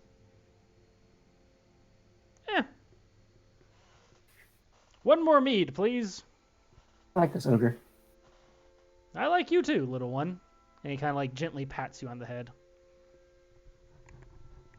Just like I fall on my knees. It's like green Shrek and the ears and all, or is this more traditional ogre? More traditional ogre. Definitely very tall. Okay. Even sitting down, he towers over you, and he's like using 2 seats up to sit himself. Kind of a gray, maybe like a little bit of a blue in the skin. And Kit, as he turns around and looks at you, you notice that he has this headband on that is kind of a purple silver interwoven around with a large red jewel in the middle. So I grab Caboodle and I say, that's a very interesting jewel that you have. What does that signify? Doesn't signify anything, but it makes me smart. This is a headband of intellect. I found it off a body that I may or may not have killed moments before, and thought it was shiny, so I put it on. After wearing it for about an hour, I started to realize that I was smart. I've since been told that this is a magical item that does increase my intellect, and it helped me enter into our fine establishment here. So I carefully look at Witler and mumble under my breath, "You want me to take that for you?" Yeah, I give him another head shake. I pull Caboodle away and step back. As you try to whisper that, give me a stealth check to see if he hears you. Okay. Did you get there? Yeah, Just 12. they came over. 17, first one. You think that you whisper it quietly, but he's got large ears and his eyes are fixed on you, so he hears you and he says, "I would not advise taking this from me. An angry ogre in a small space without my intelligence can be problematic." I thank him for the positive words, and I slowly back away and put myself behind Callus. Of course, and of course, ogres are scary. I am a halfling after all, but if one halfling can have a conversation with an ogre, I decided maybe I can at least get close. So I go to talk to the halfling about halfling things. First, second, third breakfast, and all of those alike. Oh. Hello. Welcome in. There are not that many halflings that accompany me at the Candlekeep. What are you doing here? Well, I don't know if you know what I am. I can see my dead brother, Fetus, and I'm trying to find a way to maybe control him. Have you ever heard of something called the Book of the Dead? I I, have of indeed. course, am overly trusting because he's a halfling. Yes, sir. I will say, because it's up to you, all halflings know the halfling language. So if you would like this to be a more private conversation, you can say that you are speaking in that. I'm speaking in halfling. All right.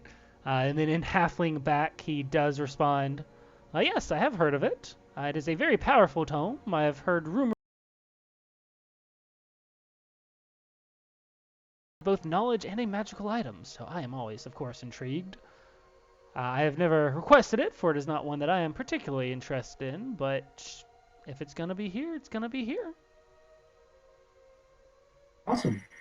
So I guess we talk a little bit more, just talking about the halfling things. Of course, Yes. sleeping all the time. I am halfling. You are halfling. We are halfling. Everyone, I would assume, is staring at us strangely because we're talking our own language. The two of them together make a holing. Ha! Bounties. You get a couple of weird looks, but nothing too out there. It's nice to see someone that is very similar, but I'll go ahead and conclude the conversation and find my way closer to the door because, at least in my mind, it's getting a little late. Fair. All right. Anything else anyone would like to accomplish in the hearth? And if not, where would you like to go next? She did mention the House of Rest will have a place for you to stay. It is at this point the sun has set, so as you exit out, those last few rays of sunlight are gone. The night sky is up, and you see different constellations, stars, and the moon is beginning. Moon.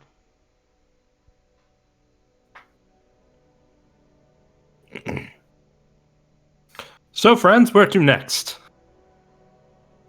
It is getting late. Maybe we should go rest. I like that idea. I consult with my belly button. Belly button. I agree. I want arson. Quiet, you! I agree. Belly button reminds me of the pimple from Fairly Odd Parents. Yes. There's a reference. Vader Zim with the mind control. All right. Well, I guess we're gonna start walking towards the house of rest. All right, you head in. As you enter in, very similar to the hearth, you enter in what seems like a decent-sized house, but upon entry just expands outward, and y'all are starting to pick up that a lot of the spaces here are much larger than they appear. There is a single orc who is standing at a front desk reception kind of area with keys behind him. And he just stands there smiling. He is not wearing the traditional robes. He's more wearing like a suit. Think pretty typical receptionist. And he smiles with his teeth just kind of jotted out and saying, hello. Welcome in. Hail, receptionist. Hell, sir. Welcome into the House of Rest. Would you like to rest? Why, yes. We would like to rest. Thank you. Fantastic. Would you like to share rooms? Would you like individuals? How can I be of service? I would prefer my own room. No offense to the rest of you, but... One individual? Are the rooms set up as traditional rooms, or are they set up with different themes? All of our rooms are strictly for resting, and as such are very simple. Different amounts of beds, depending on how many people wish to rest. A small chest to keep your things in, and a dresser for any clothing that you may bring and or acquire during your time here. Oh, I agree the same with room Colin. every time. You will have the same room. You will have access to the same room as long as you are here. Once you have emptied it out, that room may be given to another person, depending on where it falls in the hierarchy. So it knows that everyone else sleeps less than he does, and so I ask for a single room. 2 single rooms. You see him just every time he says it, he just. And if Witler didn't want a single room before, now that it's just him and Tomo left, he very quickly says he would like a single room. Well, that is 3 single rooms. And with the 1 single left, I'll assume that is 4 single rooms. I actually asked for the nearest tree, because I am accustomed to trees. Oh, well, there are no trees on the Court of Air. There are probably some not too far, maybe another 45 minutes from the actual entrance, but nothing here. I consult with my belly button. Arson. Not this again. Okay, give me a room. Absolutely. And he puts the 4 keys on the table.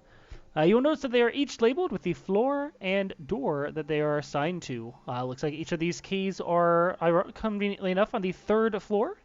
They are rooms 342.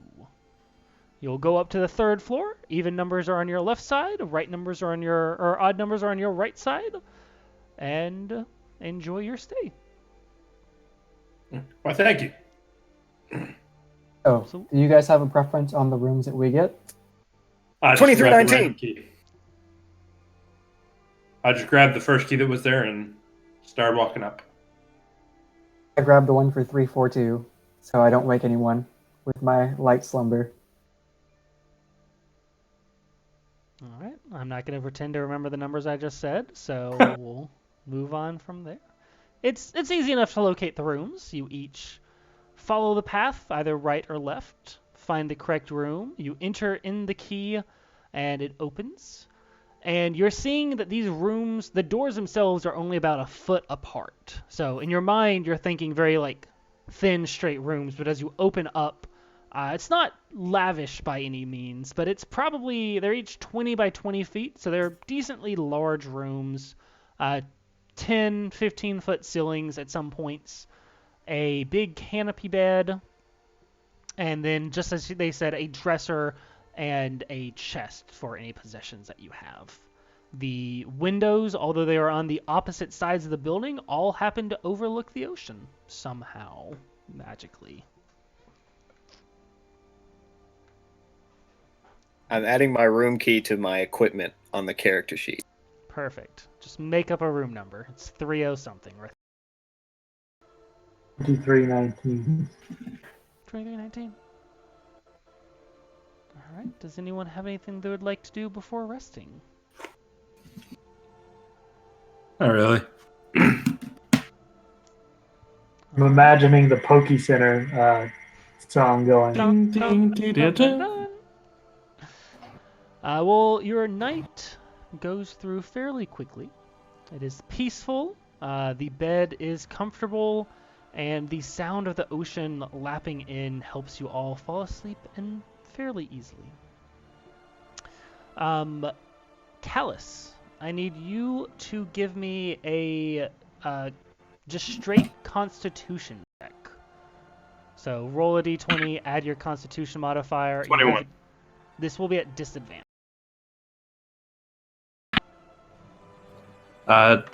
11. Okay. You sleep soundly through the night. You all are awakened, whatever. Awaken. Awakened. What?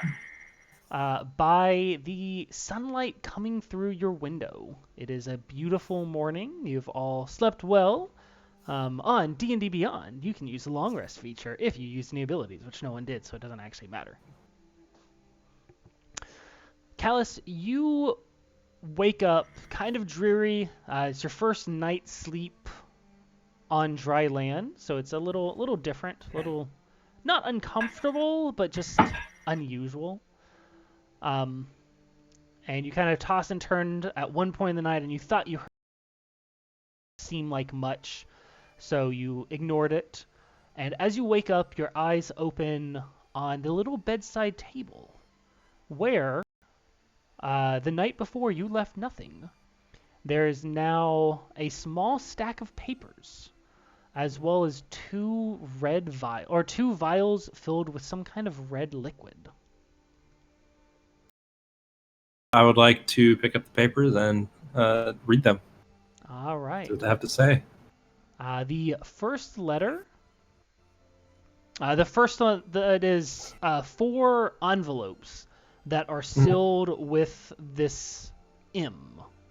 And it is very similar M to the letter that you received that originally pointed you towards Candlekeep. And then on top of them is another envelope that is not sealed with that kind of wax beauty seal. And on the front of it says open first. Okay, I'll open that one first. All right. You could choose other things. You open it up, and it is a hand-wrote letter, very similar to the same handwriting as the letter that you received, again, that pointed you towards here. And on it, it says, "Well, sir, you are not who I was expecting to come. I had heard that my letter found its way to the hands of a tiefling warrior. But fate is a peculiar thing. It is an interesting thing, and if you have arrived, I assume that it was you who was meant to arrive. And you less than the day as 3 others, I find, again, peculiar. So you will find 4 writs that will allow you through the emerald door. Please use them. Please invite your companions, for I do not believe... Again, I believe very heavily in fate, and if you have all arrived on the same day, you are all probably important to this story that as it is to unfold. Do not open any of the following letters. They must be opened by the gatekeepers themselves, or they will not be proven authentic. And please take these 2 healing potions to help should you need anything else. I will contact you soon, silently as best as I can. Please seek out study room 1493. I believe that is where your adventure will begin. Sincerely, M." Right. The study rooms are in the Pillars of Pedagogy, is that right? Or would this be behind the Emerald Door? You could assume that since they gave you a writ of transit, it would be somewhere behind the Emerald Door, but you are not sure.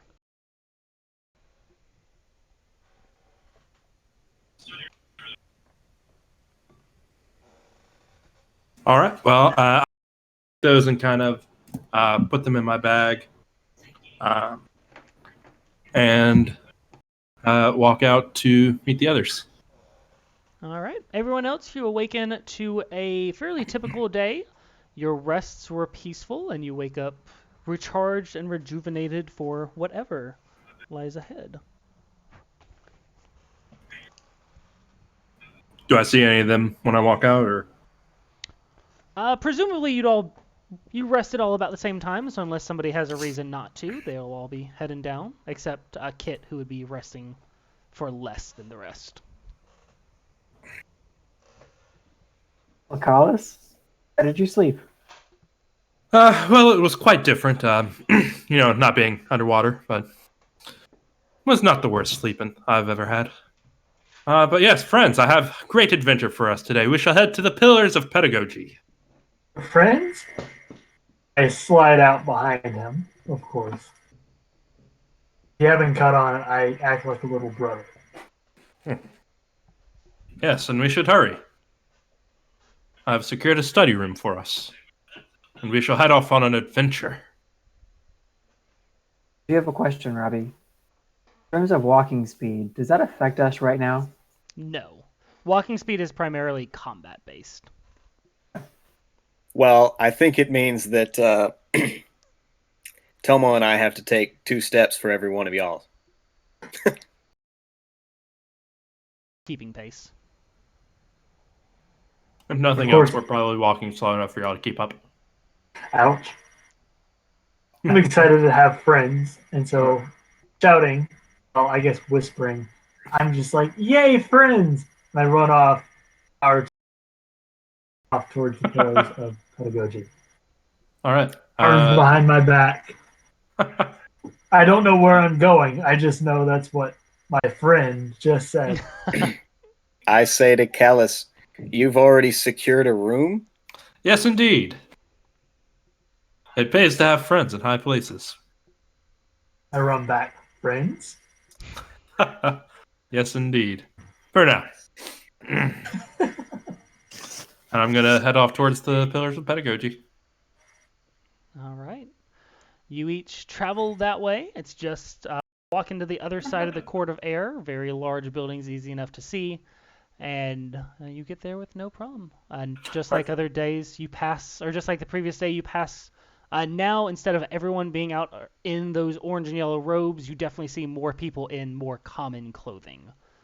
But you open the door, and there stands a lone tiefling. Seems male, probably. It's hard to gauge their age just because of the more demonic heritage. But standing at the kind of reception area. I'm going to walk up. Excuse me. Would you kindly point me to study room 1493? 1493? Are you Yes. sure that's what you're looking for? That is the number I was told. You see him kind of flipping through some books with a little bit of a confused look on his face. I'm sorry, ours at the pillar are actually labeled alphabetically and by name, not by number. The numerical ones are all within the library. Of course. Why, thank you. And I will turn around and say, wrong place. Off to the Emerald Door. Are we allowed in there? Like I said, it pays to have friends in high places. And I pull out the writs of transit and start walking towards the Emerald Door. I look down at my belly button and say, we have friends. Friends for arson. Your belly button ghost is now a pyromaniac, I have decided. Why ain't you? There we go. I walk a little faster, stay towards the front of the group and kind of away from that guy. I'm also very eager to see if we can actually get into the library. That's where I want to be. All right, I'm going to go up to the guards in front of the Emerald Door. Is it the same 2 guards that were there yesterday, or? It is not. It is now 2 what seem to be at quick glance You definitely notice a very different presence as you come closer, for they are much taller. They are both Goliaths, both seeming female in full armor, and instead of spears, they both sword across their backs. Who goes Hail, next? guards! My name is Sir Callus, champion of the oceans.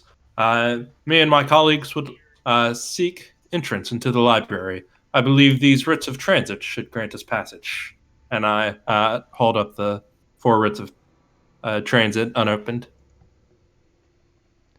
The one that you talk to takes them, looks the first one over, looks at the seal, breaks it, and opens the letter. Puts it back, hands it back to you, and does that same process with the other 3. Each time, very steadily looking at it, slowly breaking the seal, returning it to you. These are in order. Welcome in. With that, they grab onto the door, and you see, this is the first time you notice that they have something on their kind of glows for a moment. And the door that was seemingly like giving off this starts to kind of dissipate for a moment. And you see kind of a standard wooden brown door as it opens up. And they say, "Have you entered into the library before? Do you know what you are seeking or where it is located?" We are looking for study room 1493. The study rooms will be in the inner ward. If you follow along this path, take the first right and follow it. There will be a large section that will be clearly labeled study rooms. If it is 14, that means it is in the first building on the 4th floor, and then you will have to wander around to find the 93rd room. But they are all adequately labeled. Why, thank you. And I'm going to walk in. If this is your first time entering in, I do want to make sure you are aware of the rules and the situations that happen. Yes, of course. There will be no fighting. Any form of violence will automatically get you expelled from the library. And if you are caught doing so, you will be kicked out of Candlekeep indefinitely. You will be stealing. If you take anything and you are caught, the same thing will happen. There will be no copying. You may take notes. However, if you are seen translating a book directly, you will be kicked out and isolated. You are not allowed to damage, mark, or otherwise modify any of the works that you find here. If you happen to be a spellcaster of any kind, please know that fire is prohibited, and there is a protection that stops any spells that cause fire damage from being cast. At that point, I'm going to glare towards... oh, wait, no. Never mind. We don't know that they've been talking about arson. Never mind. I'm going to look down at my belly button and say, "You got that?" Arson.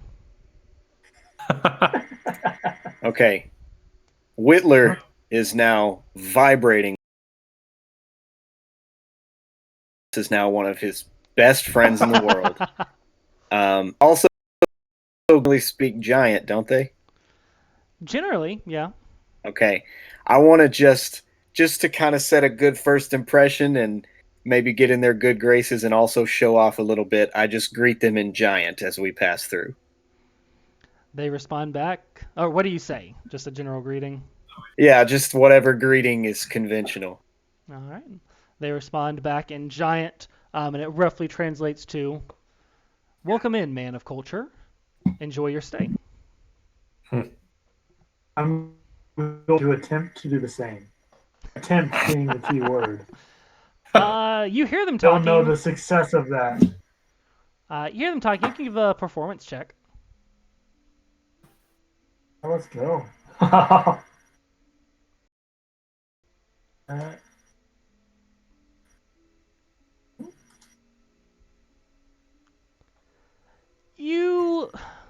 A language isn't necessarily something that you just hear and repeat, but you can definitely try, and it comes off okay. You get a couple of raised eyebrows, and the Goliath responds like, "Oh, are you learning?" "Good attempt. Incom. Incom.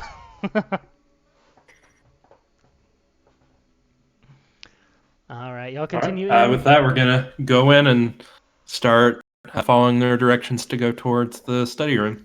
Yeah. You continue First in. building, fourth floor. This place is massive. As you are exploring it and looking around, everything is far larger than you could imagine. And you imagine it to be pretty big to begin with. Oh, this is not working the way I wanted to. There you go. You see a huge castle in the very center, as well as just building upon building. And you see all these labels everywhere, and you are pretty quick to find a passage that shows study rooms this way.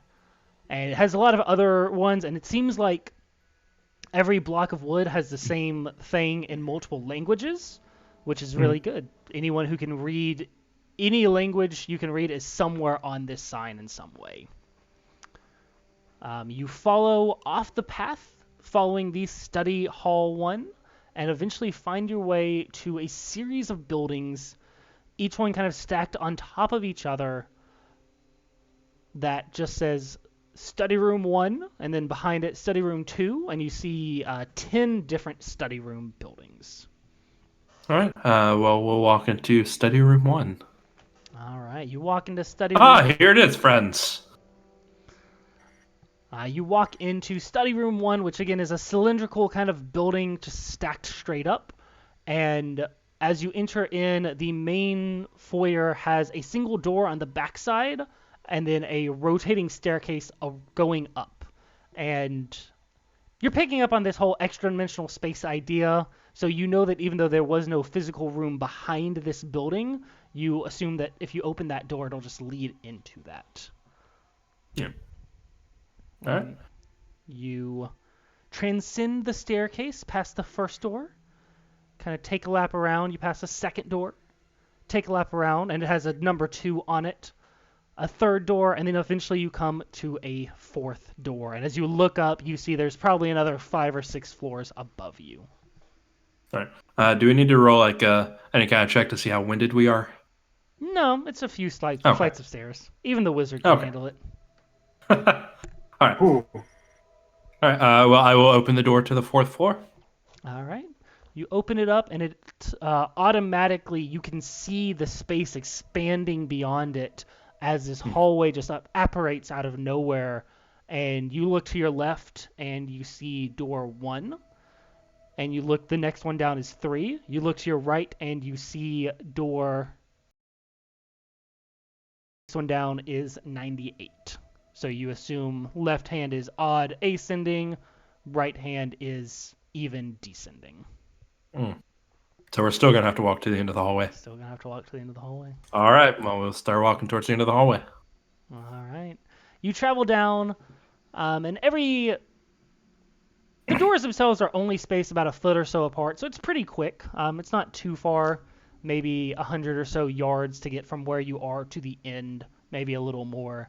And at the very end of the hall, just a few doors from the end, is room 93.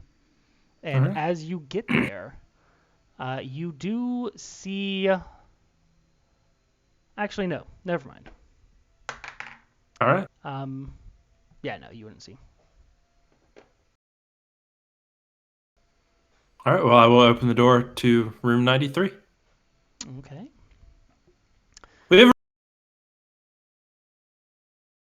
Something doesn't feel right about this room. Friends. Friends. You open the door and you see what you expect to be in a pretty typical study room. It is one large table capable of seating probably 8 to 10 people with multiple chairs lying around. There are 4 torches on each corner of the room itself being probably 20 by 25 foot, give or take, and each of the candles are lit. You don't see any source of fuel or wood, so given the nature of this building, you're pretty expectant to assume it's some kind of magic. You take a quick glance around, and you see no other figures, no other people, no other humanoids or creatures in this room, but you do see a single book that is lying on the middle of the table. Here's what we came for, and I'm going to go pick up the book. Do I need to roll some kind of check to determine what it is, or? You can be a perception or an investigation check as you examine it. I don't think that'll make a difference. No, it won't. I would also like to. I rolled a 14. Pick perception or investigation. Doesn't matter. All right. Witler, if you want to kind of help him out with it, you're welcome to do the same thing. Okay, well, that'll be a 15. All right. Well, as you both look at it, it is a it's a heavy tome, and its thick covers are made of ornately tooled leather decorated with gold filigree. The cover of it is the imposing bust of Mordenkainen, and on the edge of it you read, "The Joy of Extra-Dimensional Spaces." You kind of flip through the books, both of you kind of take turns looking back, and you see this book has been thoroughly read. Time and time again, the crease is easy to pull back. There are a lot of handwritten notes all throughout it. Witler, you said 15? As you're looking through it, you see this same idea that just pops up. And you get a pretty good sense that whoever wrote this is interested in this idea of these magnificent mansion type spaces. The large spaces condensed into a small one, and you start seeing the word permanent appear a lot. And you would begin to speculate that someone is trying to make these permanent. Which is, from your own magical understanding, a pretty impressive feat, because this spell is designed to be a temporary safe house. And to make any spell permanent is impressive. To make something that high permanent or that powerful permanent is ridiculous. You get about halfway through the book, and you see notes that say "success!" exclamation mark. Permanence found. And then the word scepter circled and underlined very excitedly.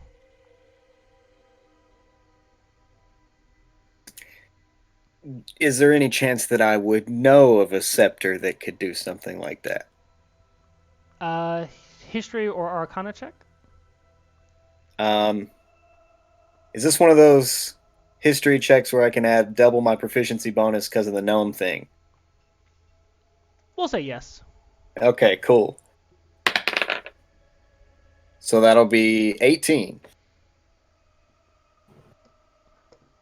Scepters are definitely items that are used to sometimes carry spells around, but one that could create a permanent structure like this, not something that jumps out to you. Can it be done? Maybe, but there isn't necessarily a scepter of permanent space that pops into your head. Well, I've never seen anything quite like this. Neither have I. Callus, who is it that signed and paid our way in here? It's an individual that I've been in contact with, the one that actually invited me to Candlekeep. I will say I don't know much. They go by the name M. But they said that our adventure would begin here, so I'm excited to see what happens. So as they're doing this, I'm walking around the room, just visiting with everything to see if there's any kind of secret that is in the room. All right, perception check or investigation if you want to be more hands-on. Do perception.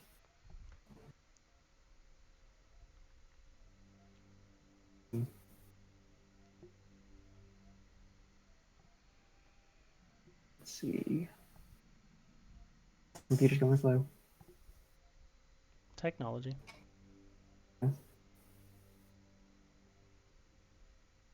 One day.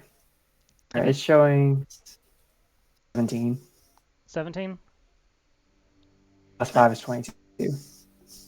Gotcha, 22. You look around. You definitely don't notice anything secret.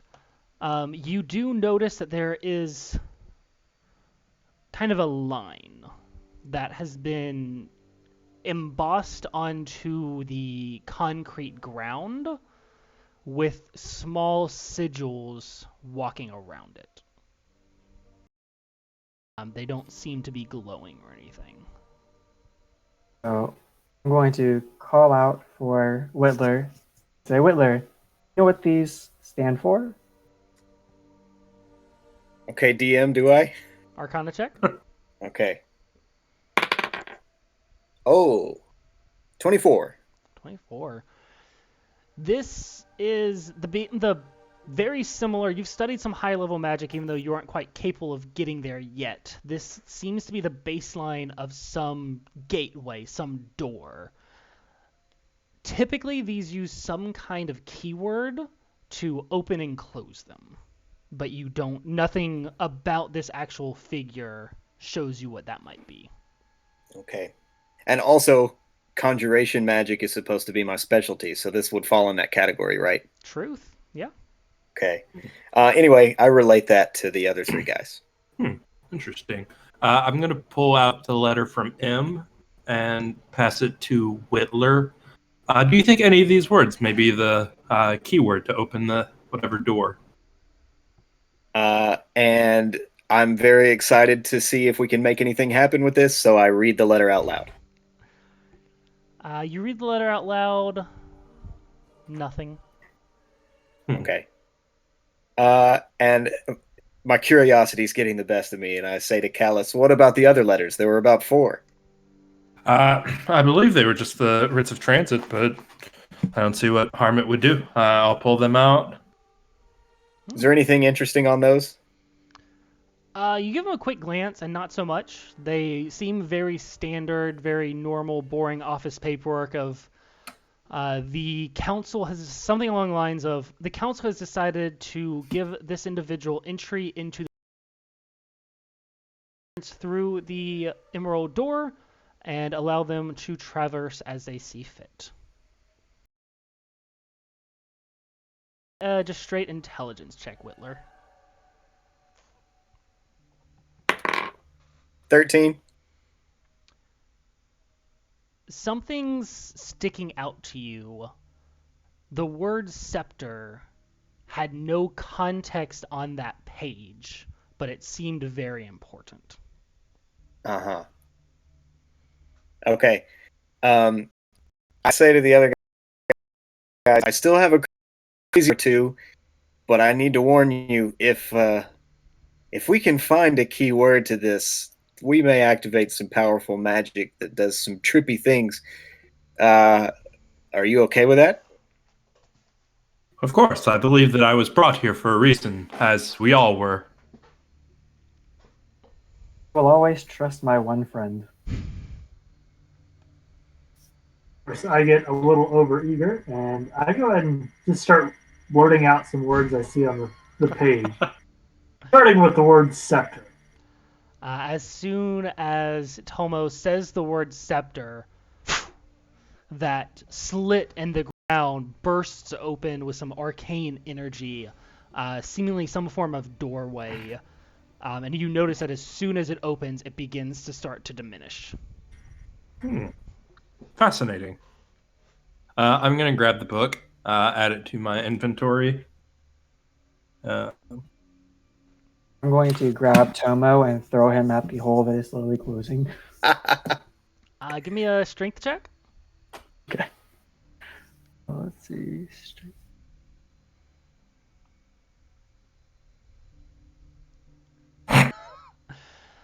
You try, and Tomo isn't very big, but you're not really strong, so you kind of like grab him and he like scooches forward like maybe a foot. My breath, I mutter, fatty. Robbie, real quick, you mentioned some weird things about the torches. Is there anything I would know about those, just seeing them? You can Arcana check it. Yeah, okay. Well, 10. Wait, 11. Torches of Everglow are really common. They are basically torches that are enchanted to never run out. And so the light never goes out. Does it give off heat? Can it burn things? Yes. Oh, okay. Is it actually a torch that you could grab? There are sconces. They don't look like they're too secured. Okay. You said there wasn't like a fuel source, but is there like a chunk of wood that I could grab? Yeah, so the spell has been attached to the end of kind of a standard torch, yeah. Okay, I want to try to take one of those out. All right, it's easy enough. It's not secured in. I will say, in the time it takes you to do that, the portal closes. Oh, no. I don't know if anyone wants to run through before that. I mean, I would assume we just say scepter again. Scepter. Upon this Yeah. realization, as you utter the word scepter, All right. Well, friends, Okay. shall we go? I yell scepter yet again. the portal has begun to close and just re-expands out. But it doesn't Yeah. seem like it Well- got any larger than it did before.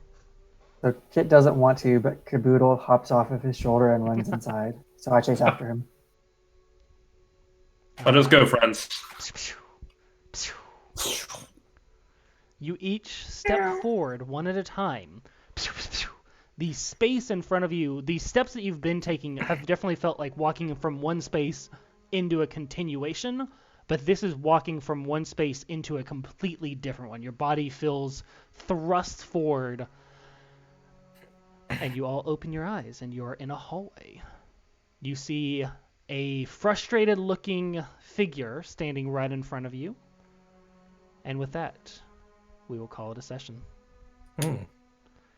All right, for any of you joining us on the stream, I hope that you enjoyed the beginning of Candlekeep Mystery, Trexbor's homebrew version. Thank you all for joining. The current plan is every other Sunday at around this time frame, 7 to 9:30-ish Eastern Time. And if you have any ideas, thoughts, or you want to hear more about us, let us know. Other than that, we'll see you all in about 2 weeks, and I love you guys. But Hey. All right.